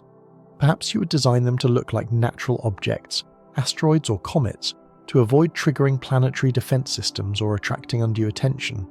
A plasma shield that blurs high-resolution imagery, while still allowing the object to be visible to simpler optics, would be an ideal stealth feature. It makes the probe visible enough to avoid collisions and to pass as a natural object, but obscure enough to prevent any civilization from getting a clear, detailed look at it. The visibility paradox in this interpretation isn't a bug, it's a deliberate designed feature. This sounds like the plot of a science fiction novel, and perhaps it is, but it is not physically absurd. We know plasma scatters light. We know magnetic fields can trap and control plasma. If you had the technology to generate a stable, dense plasma envelope around an object using onboard power or harvested solar wind energy, you would effectively have an electromagnetic cloak. It wouldn't render you invisible, but it would severely degrade observational resolution, especially for the kind of high-frequency, high-resolution sensors that a technologically advanced species would be most likely to use. Longer wavelengths, like radio and infrared, might penetrate more easily, but by the time an observer coordinated those observations, the object might already be on its way out of the system. The fundamental problem with evaluating this hypothesis is its slippery, non-falsifiable nature. In its common form, any anomaly can be interpreted as evidence for either natural weirdness or deliberate design. The object accelerates, natural outgassing or hidden thrusters. It has weird chemistry, cosmic ray processing or deliberate camouflage. It's surrounded by obscuring plasma, a natural solar wind interaction, or an active cloaking device. Without a signal, a message, or an unambiguous artifact, you cannot prove artificiality. But by the same token, you cannot disprove it, because the absence of evidence is not evidence of absence when the proposed technology is specifically designed to hide the evidence. This epistemological trap is what frustrates rigorous scientists, and rightly so. Science advances by testing hypotheses that make specific, falsifiable predictions. The artificial origin hypothesis, as it is often loosely framed, does not. It can be a just-so story that is flexible enough to fit any data, and that makes it scientifically unproductive. You cannot design a clean experiment to test maybe it's aliens, or can you? There are, in fact, testable predictions that could lean one way or the other. If 3i Atlas has an active cloaking or propulsion system, it requires a power source. That power must come from somewhere: radioactive decay, stored chemical energy, harvested solar energy. Power generation produces waste heat, and heat produces a specific infrared signature. High-resolution infrared spectroscopy could, in theory, detect anomalous thermal emissions inconsistent with passive solar heating alone. If the object is warmer than it should be for its size and distance from the Sun, that is a red flag. Similarly, close-up magnetic field measurements, if we could get a spacecraft there, would reveal whether the plasma environment is sustained by artificially generated fields or by natural induced magnetospheric effects. Radio observations are another critical angle. If the object has any active electronic systems, even if heavily shielded, there is a non-zero chance of detectable electromagnetic leakage, however faint. The recent detection of radio emissions from 3i Atlas was quickly attributed to hydroxyl radicals, a perfectly natural process. But what if there is a faint structured carrier wave buried deep in the noise? What if, in the terabytes of data collected by radio telescopes like Meerkat, there is a subtle, repeating pattern that no one has thought to look for? This is where the power of citizen science and advanced AI could come into play, combing through vast datasets for anomalies that automated pipelines, trained on natural phenomena, might inadvertently discard. The artificial origin hypothesis also makes certain social and psychological predictions. If 3i Atlas were to be confirmed as artificial, the impact on human civilization would be beyond profound. First contact, even an indirect one like finding a derelict or active probe, would instantly reshape our understanding of our place in the cosmos. Some argue that governments or space agencies, aware of this potential, might deliberately downplay or obfuscate anomalies to prevent global panic or premature theological and economic upheaval. This feeds directly into the conspiracy angle, where blurry NASA images are not failures of resolution but deliberate acts of obfuscation. Personally, I do not buy this. Having worked adjacent to these space science communities, I know they are populated by people who are genuinely, passionately excited about discovery. They are not shadowy gatekeepers hoarding world-altering secrets. They are researchers who want to be the one to make the big find. If 3i Atlas were conclusively artificial, it would be nearly impossible to contain that information. The scientific community is too distributed, too international, and frankly too leaky for a successful cover-up of that magnitude. But the psychology matters. The public's deep, abiding hunger for confirmation of alien intelligence creates a powerful filter bubble where ambiguous data is often interpreted optimistically. Every anomaly becomes a clue. Every unexplained feature becomes evidence of design. Meanwhile, the scientific establishment, burned by past false alarms and deeply wary of reputational damage, leans hard in the opposite direction, often dismissing even legitimate anomalies as noise or error before they are fully investigated. The truth about 3i Atlas almost certainly lies in the messy, unsatisfying middle. It is almost certainly a natural object, a comet with unusual but ultimately explicable properties shaped by its origin in another stellar system and billions of years of processing in the interstellar medium.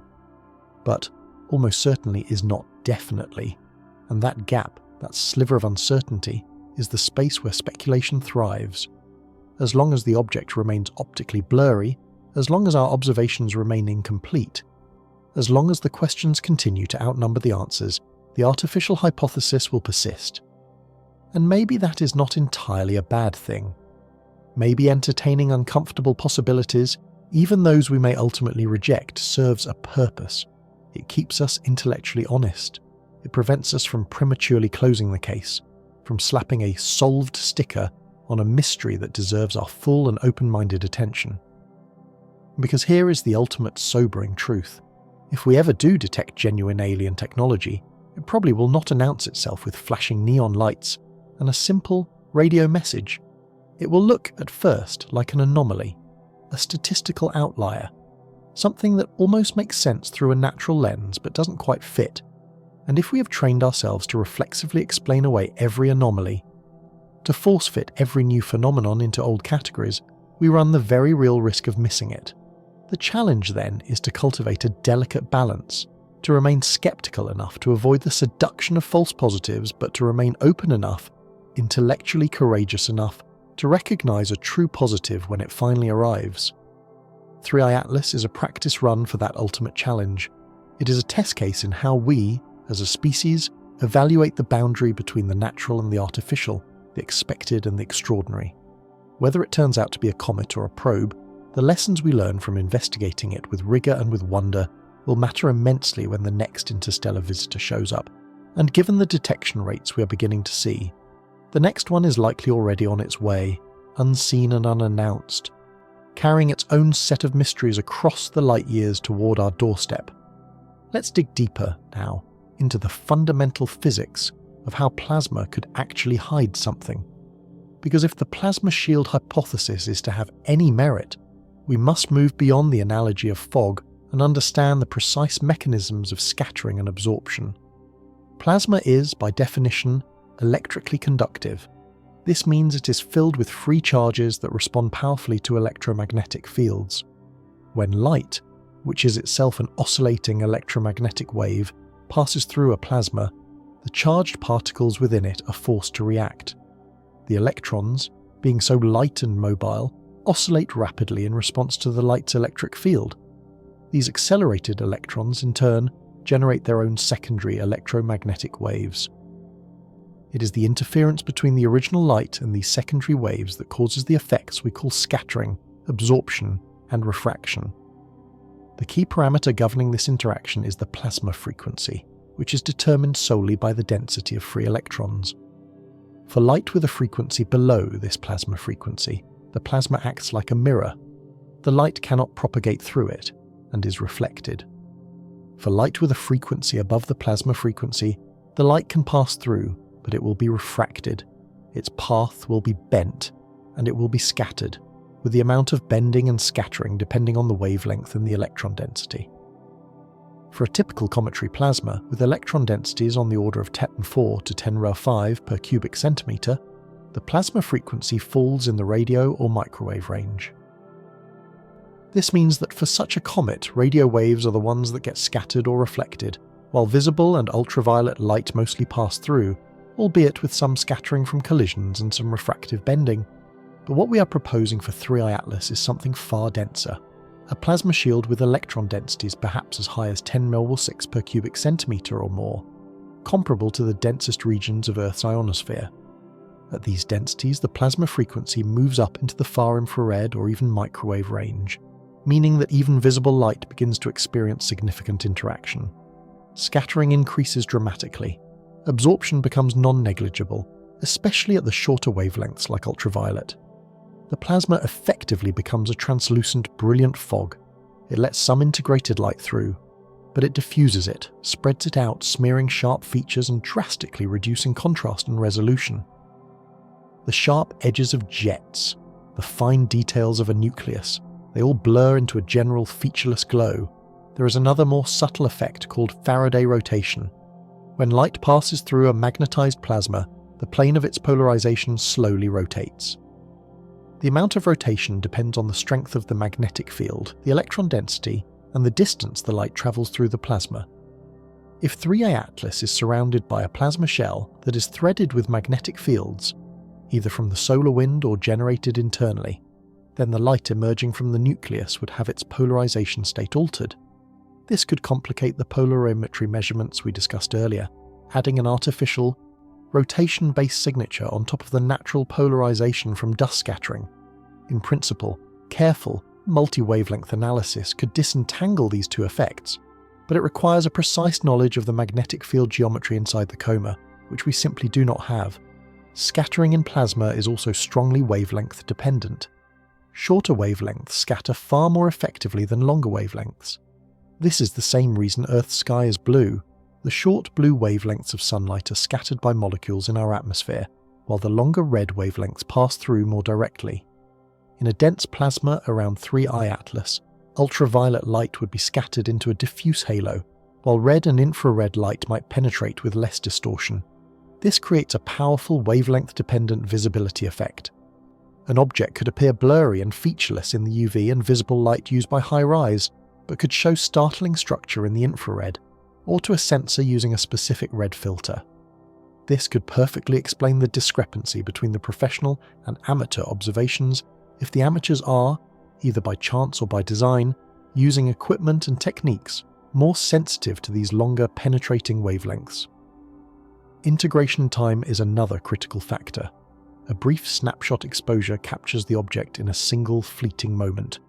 If that moment happens to coincide with a peak in plasma density or a burst of turbulence within the shield, the image will be a blurry mess. A long exposure, however, averages over time. It smooths out these short-term fluctuations and integrates more total photons, which can allow faint, underlying structures to build up in the image, overcoming the instantaneous noise. Amateur telescopes often use exposures lasting many minutes, stacking dozens or hundreds of frames to build a clean picture. High-rise, imaging a fast-moving target from a moving platform, uses exposures of milliseconds to seconds to avoid motion blur. The trade-off is stark. Short exposures are vulnerable to the momentary state of the plasma. Long exposures can integrate through it. Then there is the question of vantage point. The Mars Reconnaissance Orbiter observed 3I Atlas from a specific location about 30 million kilometers away at a specific geometry relative to the Sun. Amateur observers on Earth were at different distances and, crucially, different angles. The plasma environment around a comet is not a uniform sphere. It is densest on the sunward side, where ionization is most intense and becomes more tenuous in the tail. Depending on the line of sight, an observer might be looking through a thick section of the plasma shell or a relatively thin one. Someone viewing the comet nearly face-on, looking at the sunward coma, would see maximum scattering. Someone viewing it more edge-on, looking along the tail, might see clearer structure. This geometric effect alone could explain why different observers report different things. They are literally looking through different amounts and densities of obscuring plasma. Add in temporal variability. the solar wind is not a constant stream. It varies with solar activity, with the passage of sector boundaries in the Sun's magnetic field, with high-speed streams and coronal mass ejections. As the solar wind pressure on 3I Atlas changes, the entire plasma environment responds, compressing when pressure is high, expanding when it drops. These changes happen on timescales of hours to days. It is entirely possible that HiRISE imaged the object during a period of high solar wind pressure, when the plasma shield was compressed to its densest and most opaque. The amateurs, observing a day earlier or later during a lull, might have caught it when the shield was more expanded and diffuse, allowing glimpses of the interior. In this scenario, everyone is telling the truth about what they saw. They are just seeing different states of a dynamic, evolving system. Now let's address the significant challenges to the plasma shield hypothesis, because any rigorous investigation must steelman the counter-arguments. First, energy. Maintaining a dense, stable plasma shell requires a continuous input of energy to replace the electrons and ions that constantly recombine back into neutral atoms. The Sun provides some of this through UV radiation and the kinetic energy of the solar wind. But is it enough? For a normal cometary ion tail, yes, but for a much denser, more extensive shield, you would need proportionally more energy. Where does it come from? One possibility is that 3I Atlas's extreme carbon dioxide outgassing provides the raw material. CO2 ionizes relatively easily. If the outgassing rate is as high as the acceleration data suggests, there could be a copious amount of gas available to be ionized. The solar UV flux at around 1.5 astronomical units is intense, and combined with the impact of solar wind electrons, it could plausibly generate and sustain a dense plasma envelope. It wouldn't be stable forever, but during the active phase near perihelion, it could persist. Second challenge, spectroscopic signatures. If there is dense plasma, we should see bright emission lines from ionized species, CO+, CO2+, H2O+, etc.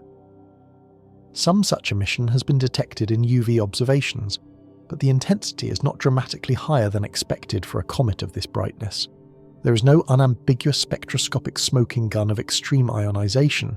However, emission line intensity depends heavily on viewing geometry and the temperature and density distribution of the plasma. If the densest plasma is concentrated in a small region very close to the nucleus, and that region is also obscured by a shroud of neutral gas and dust, the emission might be self-absorbed or simply diluted in ground-based spectra that average over a large area. High spatial resolution spectroscopy, which we do not yet have, could potentially reveal this localized intense plasma. Third challenge, radio observations. The detection of hydroxyl radio emission at 18 centimeters is consistent with normal cometary activity and does not show the anomalous dispersion or scattering that a dense plasma would cause. But again, the hydroxyl emission originates in the outer coma, far from the nucleus.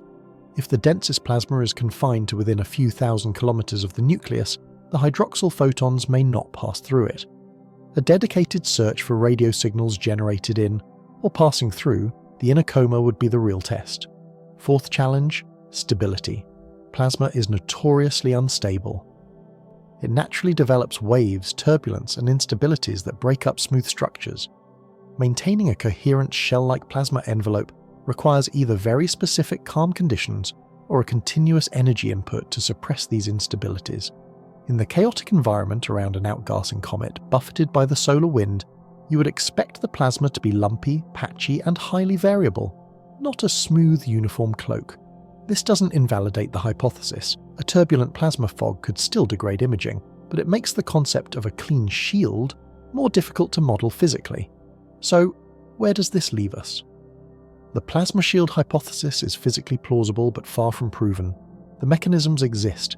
Dense plasma can scatter and absorb light in wavelength-dependent and geometry-dependent ways. Cometary outgassing can supply the material, and solar radiation can provide the ionization energy. The variability of the plasma could neatly explain the visibility paradox. But the evidence remains circumstantial. We need direct detections. We need spatially resolved spectroscopy showing enhanced plasma emission near the nucleus. We need radio observation specifically designed to look for dispersion measures through the inner coma. We need infrared imaging to search for the thermal signature of hot ionized gas. Until we have those, the hypothesis remains in the realm of compelling speculation. Yet, this speculation has immense value. It forces us to confront our observational biases and the limitations of our instruments. It reminds us that the space between the observer and the target is not empty. It is a dynamic medium that can actively shape what we see. Even if the plasma shield hypothesis is wrong in its details, the broader crucial point stands. What we see depends not just on the object, but on the medium through which we see it and the tools we use to look. 3-Eye Atlas is teaching us that seeing is a much more complex process than we often assume, that clarity is not a given, and that sometimes the blur itself contains critical information if we are only clever enough to decode it. The analogy I keep returning to is atmospheric turbulence. Astronomers have long known that Earth's atmosphere blurs the images from their telescopes, which is why we build observatories on high mountains and launch telescopes into space. But turbulence isn't uniform. It varies with altitude, wavelength, time, and direction. Modern adaptive optics systems now compensate for this in real time, using deformable mirrors to undo the atmospheric distortion, resulting in ground-based images that sometimes rival those from Hubble. Could we do something similar for plasma? Could we develop a model for the expected plasma scattering around 3-Eye Atlas, and then computationally remove it, de-blurring the images the way we de-blur atmospheric seeing? In principle, yes. In practice, it is fiendishly difficult. You would need to know the three-dimensional density, temperature, magnetic field, and velocity structure of the plasma all along the line of sight. You would need spectroscopic data to constrain the ionization states. You would need time-resolved observations to map its variability. It is an inverse problem of staggering complexity, reconstructing a 3D, dynamic plasma field from 2D images and 1D spectra. It is hard, but it is not impossible. And if we could succeed, we would not only see 3-Eye Atlas more clearly, we would develop a powerful new technique applicable to other obscured objects across the universe, from dust-shrouded young stars to the atmospheres of exoplanets transiting distant suns. This is the frontier. Not just discovering new objects, but inventing new ways to see them. 3-Eye Atlas, in all its blurry, ambiguous glory, might be the catalyst that pushes us toward that next methodological leap. Sometimes, you learn more from what you cannot see than from what you can. The blur itself is data. It is the signature of the environment. It is a direct challenge to our assumptions. If we rise to that challenge, if we build better models and better instruments and better analytical techniques, then the visibility paradox will cease to be a source of frustration. It will become an opportunity, an invitation to look harder, to think deeper, and to finally accept that the universe does not always cooperate with our desire for clean, simple answers. Sometimes, it gives us a brilliant, beautiful, and utterly confounding fog of plasma instead. While optical telescopes have been squinting at 3-Eye Atlas, seeing mostly blur and contradiction, radio astronomers have been listening. And they are hearing something. In late November 2025, the Meerkat Radio Telescope Array in South Africa detected clear radio emissions from the comet at a wavelength of 18 centimeters. This detection in itself is not unusual. Comets commonly emit radio waves at specific frequencies that act as fingerprints for particular molecules. In this case, the emission was quickly attributed to hydroxyl radicals, OH molecules, that are produced when water vapor in the coma is broken apart by solar ultraviolet radiation. Hydroxyl emits at 4 characteristic frequencies near 1.6 and 6.7 GHz, known as the main lines of the OH radical. When a comet outgasses water, a fraction of those water molecules photodissociate into hydrogen and hydroxyl within hours of leaving the nucleus. The newly born hydroxyl molecules, often in an excited state, decay by emitting radiophotons at these specific frequencies. The strength of this emission is a direct diagnostic of the water production rate. More water outgassing means more hydroxyl means a stronger radio signal. Detecting this from 3-Eye Atlas is a crucial data point. It confirms unequivocally that the object is actively outgassing water, solidifying its classification as a comet. But let's dig into what this means for the plasma shield hypothesis. Radio waves interact with plasma in a different way than visible light. At frequencies below the plasma frequency, radio waves are reflected or absorbed. At frequencies above it, they pass through but can experience dispersion and scattering. For the emission detected at 1.6 and 7 GHz, we're almost certainly above the plasma frequency for even a dense cometary plasma. so the signal should get through. However, if the plasma is exceptionally dense, the radio waves will still experience an effect called dispersion. This is a frequency-dependent delay. As a radio wave travels through plasma, its speed is slightly reduced, and the amount of the delay is proportional to the total number of electrons along the line of sight, a value known as the dispersion measure.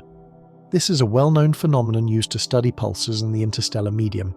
If 3I Atlas has a dense plasma shell, then radio photons originating from hydroxyl molecules close to the nucleus would be slightly delayed compared to those from the outer coma. Multi-frequency observations could, in theory, detect this as a smearing or broadening of the spectral line. So far, no such anomalous dispersion has been reported. The hydroxyl lines appear at their expected frequencies, sharp and well-defined. This is a point against the most extreme versions of the plasma shield hypothesis. If the shield were incredibly dense, we would expect to see its imprint on these radio signals. But it is not a fatal blow. The hydroxyl emission itself originates in the outer coma, tens of thousands of kilometers from the nucleus, where the gas has expanded and the plasma has cooled and thinned out. If the densest plasma is confined to a region within a few hundred or a few thousand kilometers of the nucleus, a true, compact shield, then the hydroxyl photons may be generated largely outside of this region.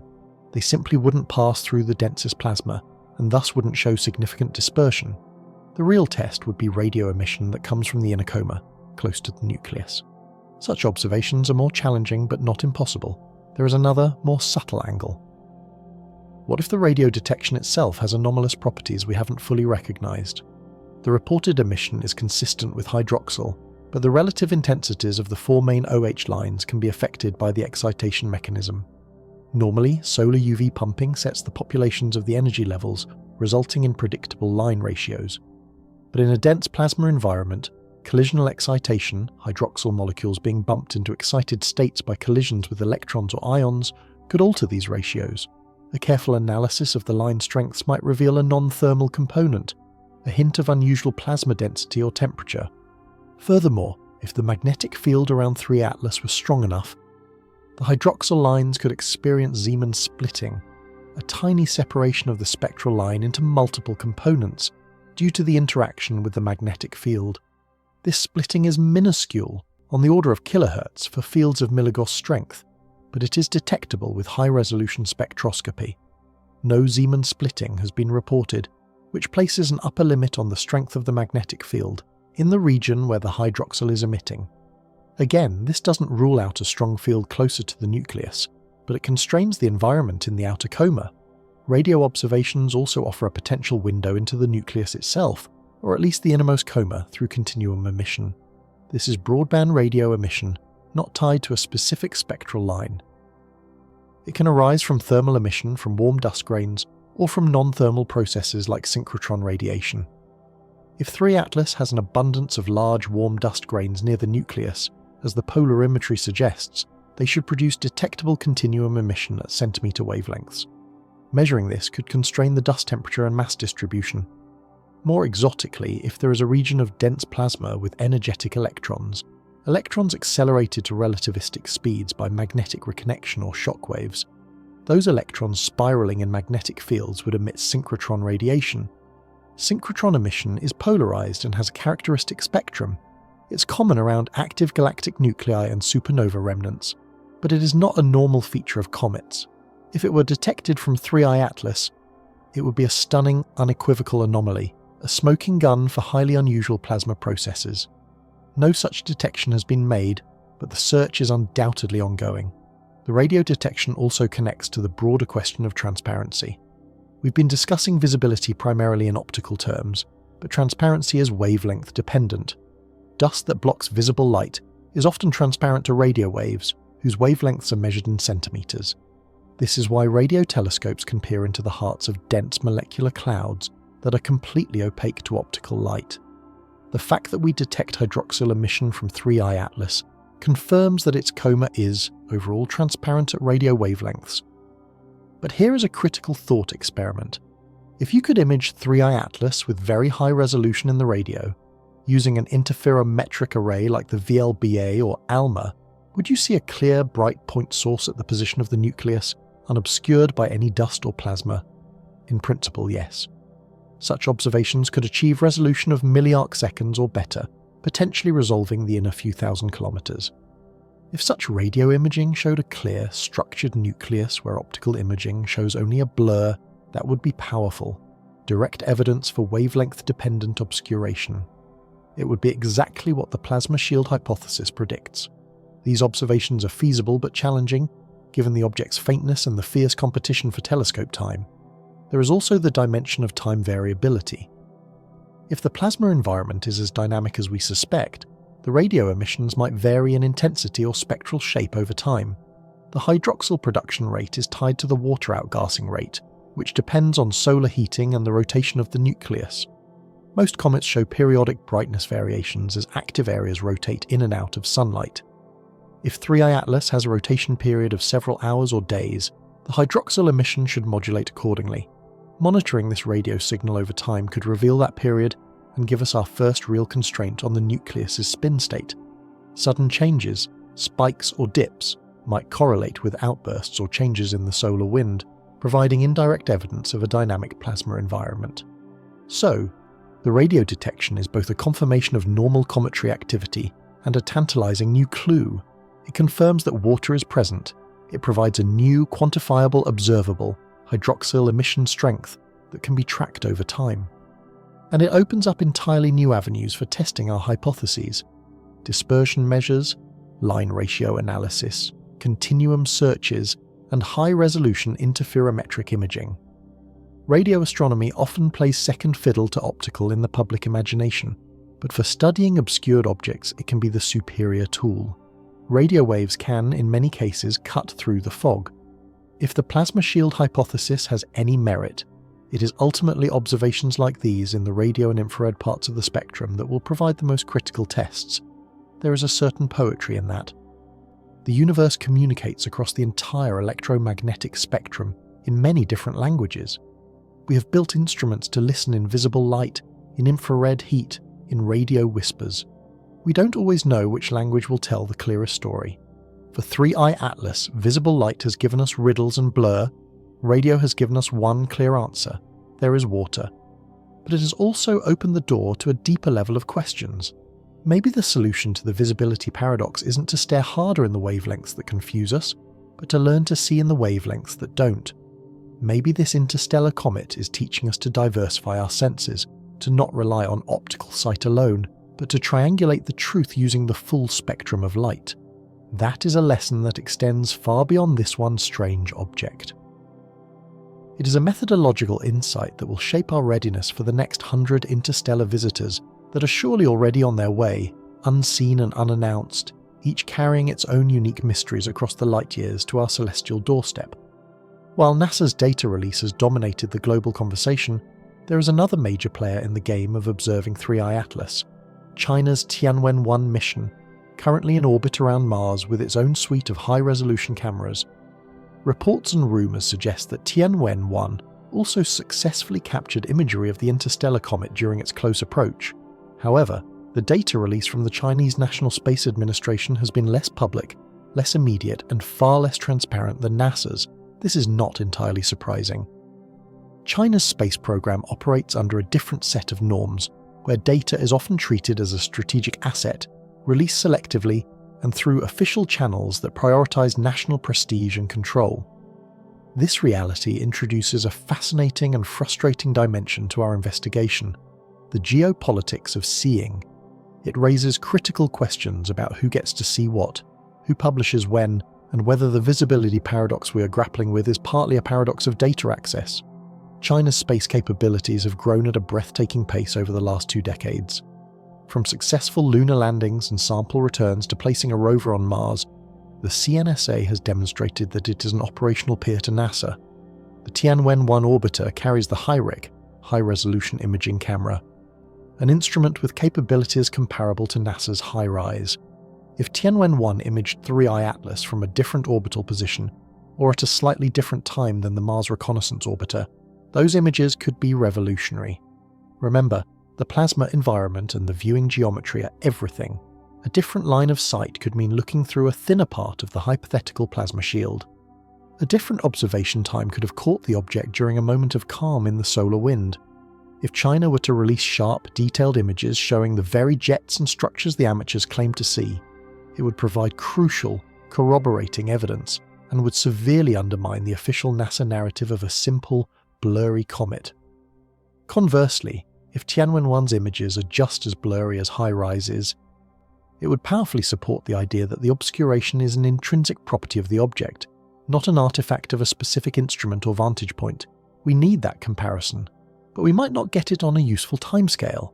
By the time Chinese data is fully released in a scientific journal months or years from now, 3i Atlas will be a distant, fading memory, and the window for real-time, global collaborative analysis will have long since closed.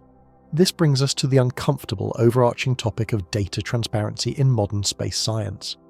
NASA, for all its flaws, operates under a mandate that requires the eventual public release of virtually all its science data, typically after a short proprietary period for the principal investigator teams. The planetary data system is a monumental achievement, a comprehensive, open archive where anyone in the world can download raw image files from decades of missions. This openness is a cornerstone of modern astronomy, enabling reproducibility, fostering public trust, and democratizing discovery. But this model is not universal. Other space agencies, particularly those in nations with more authoritarian governments or with deep military involvement in their space programs, often treat data differently. Images can be classified, embargoed, or released in a piecemeal, curated fashion to maximize political impact. China's approach exists in a grey area between these poles. They do release significant data, stunning images from the Martian surface, scientific papers in international journals, but the process lacks the systematic routine openness of NASA's system. There is no Chinese equivalent of the PDS. Data trickles out, and the selection criteria are not always clear. This creates a dangerous asymmetry. Western astronomers and a global army of amateur data sleuths can pick apart every pixel NASA releases in near real time, while data from other major space powers remains locked away, its contents the subject of rumour and speculation. For the mystery of 3i Atlas, this asymmetry is more than an academic frustration. It is a fundamental impediment to understanding. If the key to the visibility paradox lies in a multi-angle, multi-sensor dataset, then the absence of the Tianwen-1 data leaves us with a critically incomplete picture. There is also undeniable geopolitical subtext to this entire endeavour. Space exploration, despite its rhetoric of being for all mankind, remains a potent arena for national competition. The race to be the first to observe, to characterize, to understand an interstellar object is not purely scientific, it is symbolic.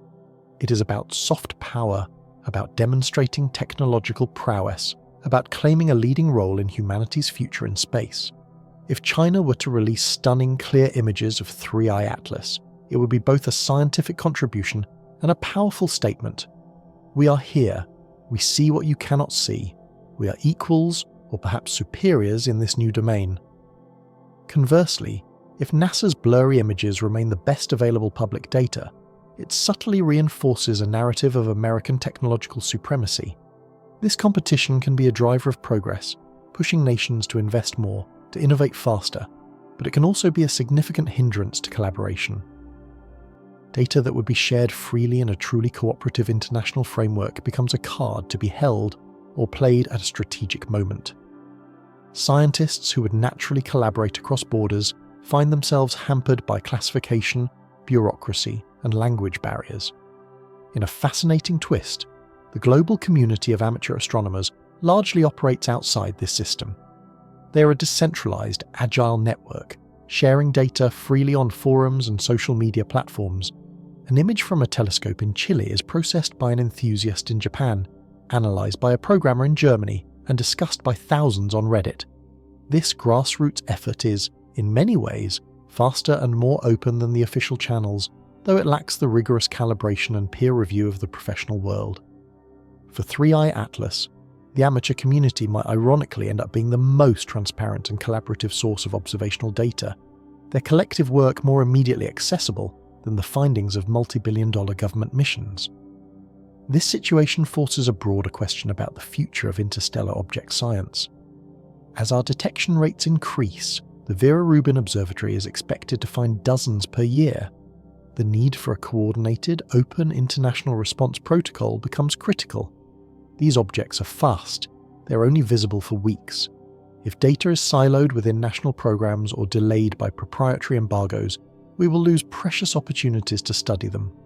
The International Astronomical Union's Minor Planets Center does heroic work as a clearinghouse for positional data, but it can't force nations to release their high-quality imagery and spectra in a timely fashion. For 3i Atlas specifically, the ideal scenario is one of full and immediate transparency from all parties: NASA, CNSA, ESA, JAXA, Roscosmos, and the Global Amateur Network. A unified, multi-perspective, multi-wavelength dataset could allow us to model the plasma environment, map the dust distribution, and finally understand the nuclear activity. This is how science should work, but it requires a level of trust, cooperation, and shared commitment to knowledge over national advantage that, in our current geopolitical climate, remains more of an aspiration than a reality. Still, there are glimmers of hope. Science has a long history of transcending politics. Researchers find ways to collaborate across borders even when their governments are at odds. Data is shared informally at conferences, through personal relationships in preprint servers. The scientific method itself, with its ideals of transparency and reproducibility, creates a powerful incentive for openness that can, over time, wear down the walls of nationalism. 3i Atlas could become a test case for this principle. Can the global community come together to solve the puzzle of our third interstellar visitor? Or will competition and secrecy fragment the effort, leaving the mystery unsolved? The answer will not only shape our understanding of this one comet, it will set a precedent for our collective readiness for the next 100 interstellar strangers that are, statistically, already on their way. Silently cruising the dark currents between the stars, each one a potential revolution in a tiny, icy package. The solar storm barreling toward the inner solar system is not just a plot device in the story of 3i Atlas. It is a violent reminder that space is not an empty, passive void. The region between the planets seethes with activity. It is filled with a constant supersonic stream of charged particles from the sun, tangled magnetic field lines, and occasional titanic explosions that send shockwaves rippling through the entire system. This is the reality of space weather, and it affects everything: comets, spacecraft, planets, and even our technological civilization here on Earth. Let's start with the engine of it all, the Sun. Our star is a dynamic magnetic powerhouse. Its surface is a constantly shifting plasma, and its magnetic fields are constantly twisting, storing immense energy. Periodically, these fields snap, realigning in a process called magnetic reconnection, and release that stored energy in two primary ways. Sometimes it's a solar flare, a sudden, intense burst of radiation across the electromagnetic spectrum that reaches Earth in just over 8 minutes. Other times, it's a coronal mass ejection, a billion-ton bubble of magnetized plasma that is hurled into space, traveling at speeds up to 2,000 kilometers per second. When a fast CME with a strong magnetic field is aimed directly at Earth, the consequences are significant. It compresses our planet's protective magnetosphere, induces powerful electrical currents in our upper atmosphere and even in the ground can disrupt satellite operations, and paints the skies with brilliant auroras that can be seen at mid-latitudes. For a comet, a CME is a cataclysmic event. The comet's delicate plasma environment, its ion tail, its very coma, are all defined by their interaction with the relatively steady solar wind. A CME is like replacing a steady breeze with a hurricane. The sudden, massive increase in solar wind pressure violently compresses the comet's magnetosphere, the magnetic bubble created by the interaction of the solar wind with the coma. It can blow the ion tail into entirely new, often disconnected configurations. The increased flux of energetic particles can dramatically enhance ionization in the coma, causing it to brighten suddenly, or it can strip material away so efficiently that the comet temporarily appears to dim. The plasma environment becomes a maelstrom of turbulence, reconnection, and chaotic change. Now, apply this certain chaos to 3i Atlas and our plasma shield hypothesis. If the object is surrounded by a dense structured plasma shell, that shell exists in a precarious balance.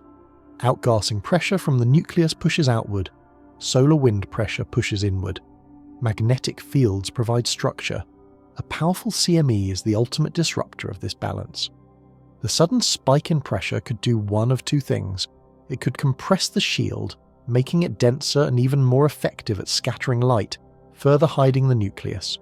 Or it could overwhelm the forces holding the shield together, shredding it and blowing it away into the downstream solar wind, finally exposing the nucleus and any hidden jets or structures to our view.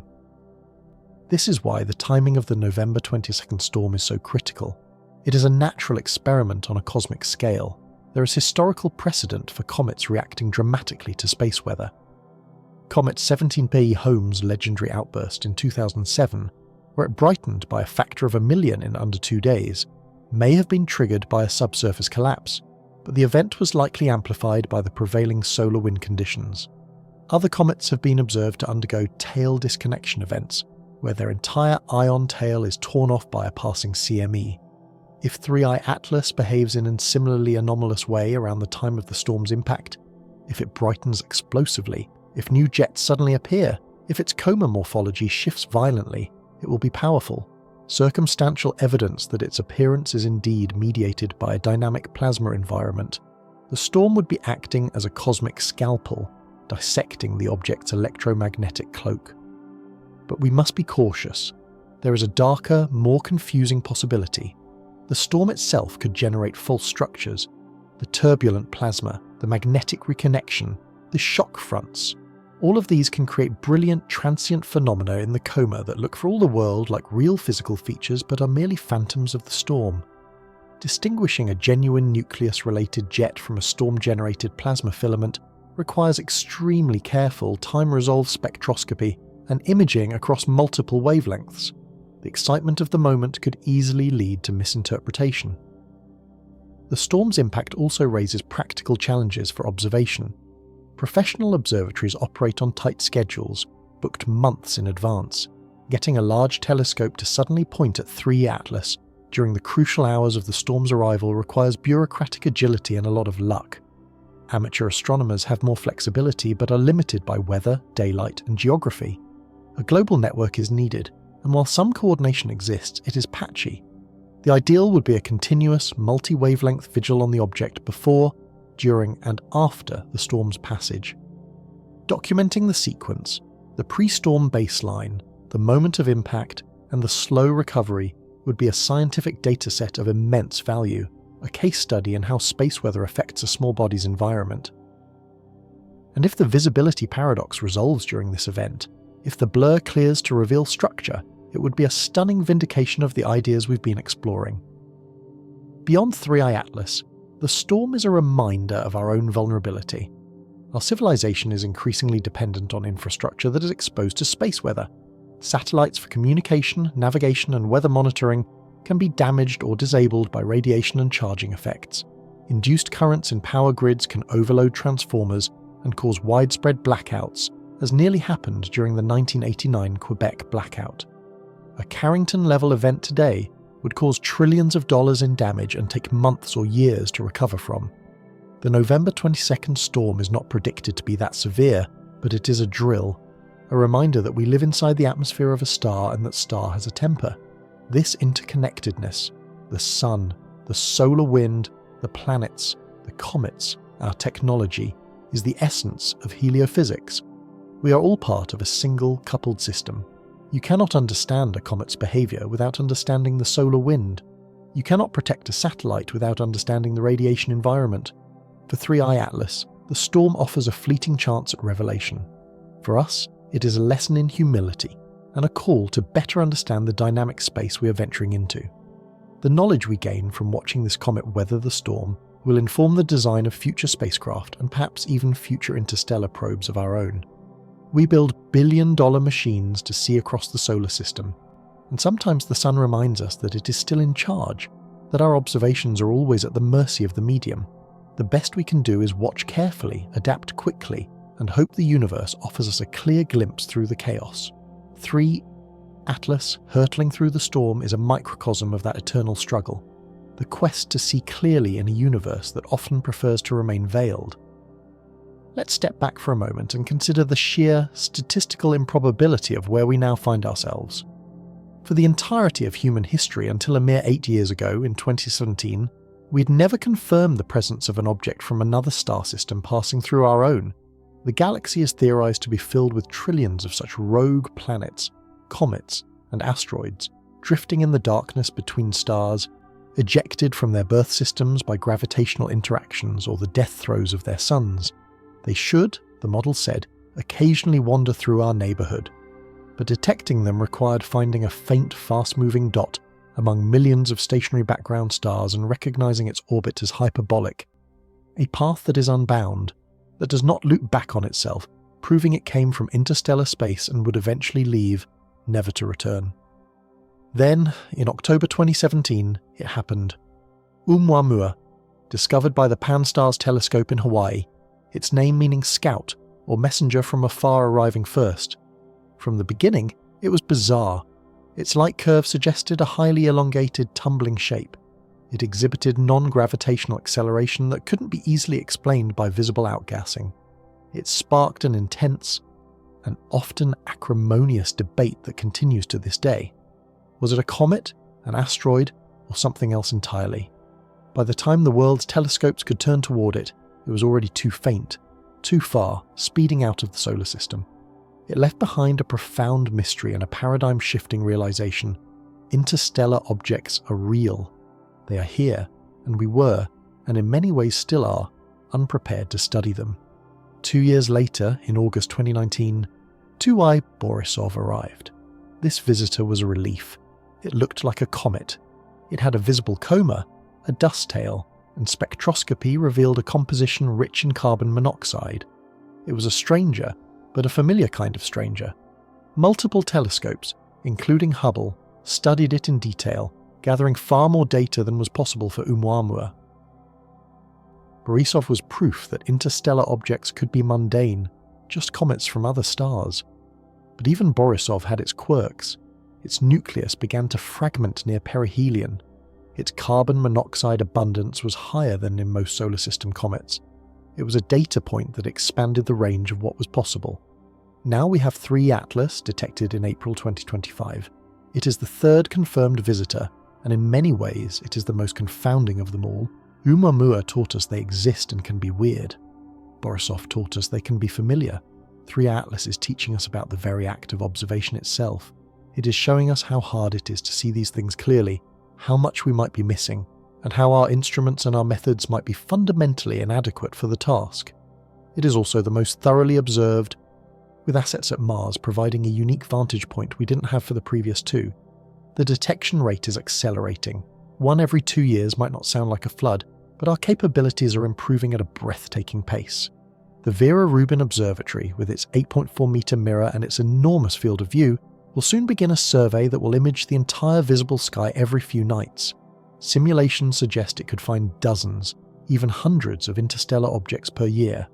Some will be faint asteroid-like specks, others will be active bright comets, and a few, we can hope, will be as strange or stranger than Oumuamua, challenging our categories and forcing us to think in new ways. This coming deluge of discoveries creates an urgent need for a rapid response protocol. These objects are fast. They're only within observational range for weeks or months. There is no time for a years-long mission design and launch. We need ready-to-go missions like the ESA's Comet Interceptor, which is designed to wait in space for a suitable target. We need pre-approved, rapid turnaround time on the world's largest telescopes. We need automated systems that can trigger follow-up observations within hours of a discovery.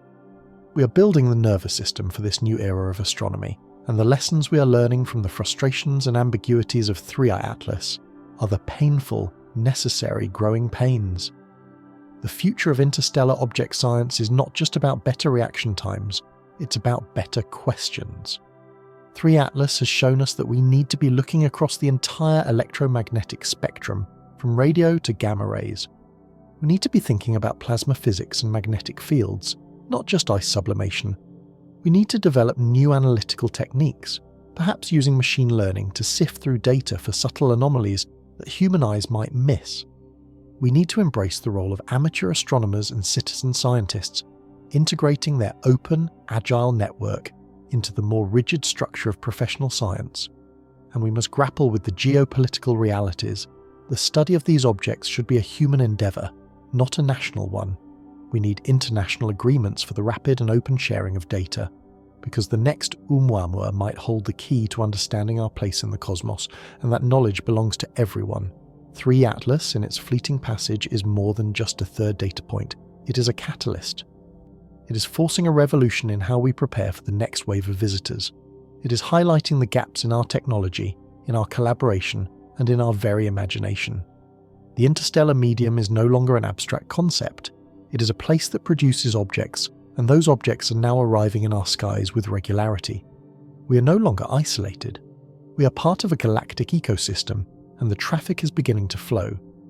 The story of 3i Atlas is the story of us waking up to that reality, squinting into the dawn and realizing that the universe is far more active, far more strange, and far more full of messengers than we ever dreamed.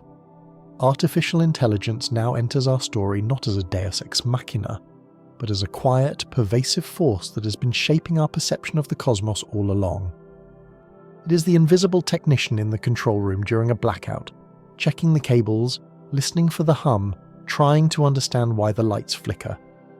AI now sits behind almost every image we receive of comets, asteroids, and interstellar visitors, including the stubbornly mysterious object we call 3 Atlas. AI sorts the photons before we even know they exist, and AI, based on the data it was trained on, makes foundational decisions about which faint patterns are real structure and which ones get thrown into the digital trash. You might not have noticed its role at first, but once you see it, you cannot unsee it. The implications are as profound as any plasma shield. Consider the technique of image stacking. To see a faint object like 3i Atlas, astronomers take hundreds, sometimes thousands of individual exposures. AI-driven algorithms then take these frames, stabilize them against the motion of the stars, align them with sub-pixel accuracy, and layer them together. The AI is trained to recognize and reject cosmic ray hits, to smooth out random noise, and to enhance signals that are consistent across multiple frames. It is tireless and incredibly effective. This is how the amateur community produces such clean, detailed images from small telescopes. But this strength contains a hidden vulnerability. The AI excels at finding patterns it expects to find. The smooth, diffuse glow of a cometary coma, the gentle curve of a tail. But what if the reality doesn't match the training set? What if 3i Atlas has sharp, geometric edges or a structured, non-cometary ring? An AI trained on millions of images of normal comets might interpret those sharp features as artifacts, as noise, as glitches, as imperfections in the data, and subtly suppress them, smoothing them back into the expected blur. The very tool designed to reveal faint detail might be inadvertently erasing the most important details of all. This extends to professional data pipelines at space agencies. The raw data from HiRISE is not simply downloaded and displayed. It passes through a complex automated processing pipeline designed to calibrate it, remove instrument signatures, and enhance clarity. These pipelines use sophisticated algorithms that make choices. They apply filters. They decide what constitutes a bad pixel. They have thresholds for what signal-to-noise ratio is acceptable. If an anomaly is too anomalous, if it falls too far outside the parameters of what the software engineers defined as real, it might be filtered out long before any human scientist ever lays eyes on the data. This isn't a conspiracy. It's a consequence of efficiency. The volume of data is too great to examine by hand. We rely on AI to be our first and often our only filter. The visibility paradox, then, might have a digital heart. The blur we see in official releases might not be just an optical phenomenon. It might be a procedural one. The object might be digitally cloaked by the very tools we built to see it clearly. This creates a new and urgent need for what we might call agnostic analytics. We need AI systems that are not just trained to find what we expect, but are designed to flag anything that is unexpected. We need algorithms that are curious, that are sensitive to novelty, rather than just efficiency. Some projects are already working on this, using unsupervised machine learning to find anomalies in astronomical datasets, without any preconceived notions of what those anomalies should look like. Applying such techniques to the raw data of 3i Atlas, both from professional and amateur sources, could be revolutionary. it might find the jets and the rings that human eyes see but official algorithms dismiss. Or it might confirm that those features are, in fact, processing artifacts. Either way, we would have a more objective answer. The role of AI will only grow as the Vera Rubin Observatory and other survey telescopes come online, generating petabytes of data every year. We will have no choice but to rely on AI to find the interstellar needles in the cosmic haystack. The lesson of 3i Atlas is that we must build that AI with a capacity for wonder. We must program it not to dismiss the outlier, but to cherish it. We must teach it that the most important signal is often the one that doesn't fit the model. The next Oumuamua, the next 3i Atlas, might be discovered by a machine, and we must ensure that machine has the wisdom to recognize a mystery when it sees one. This brings us to the end of our investigation, but not to the end of the story. The solar storm may have passed by now.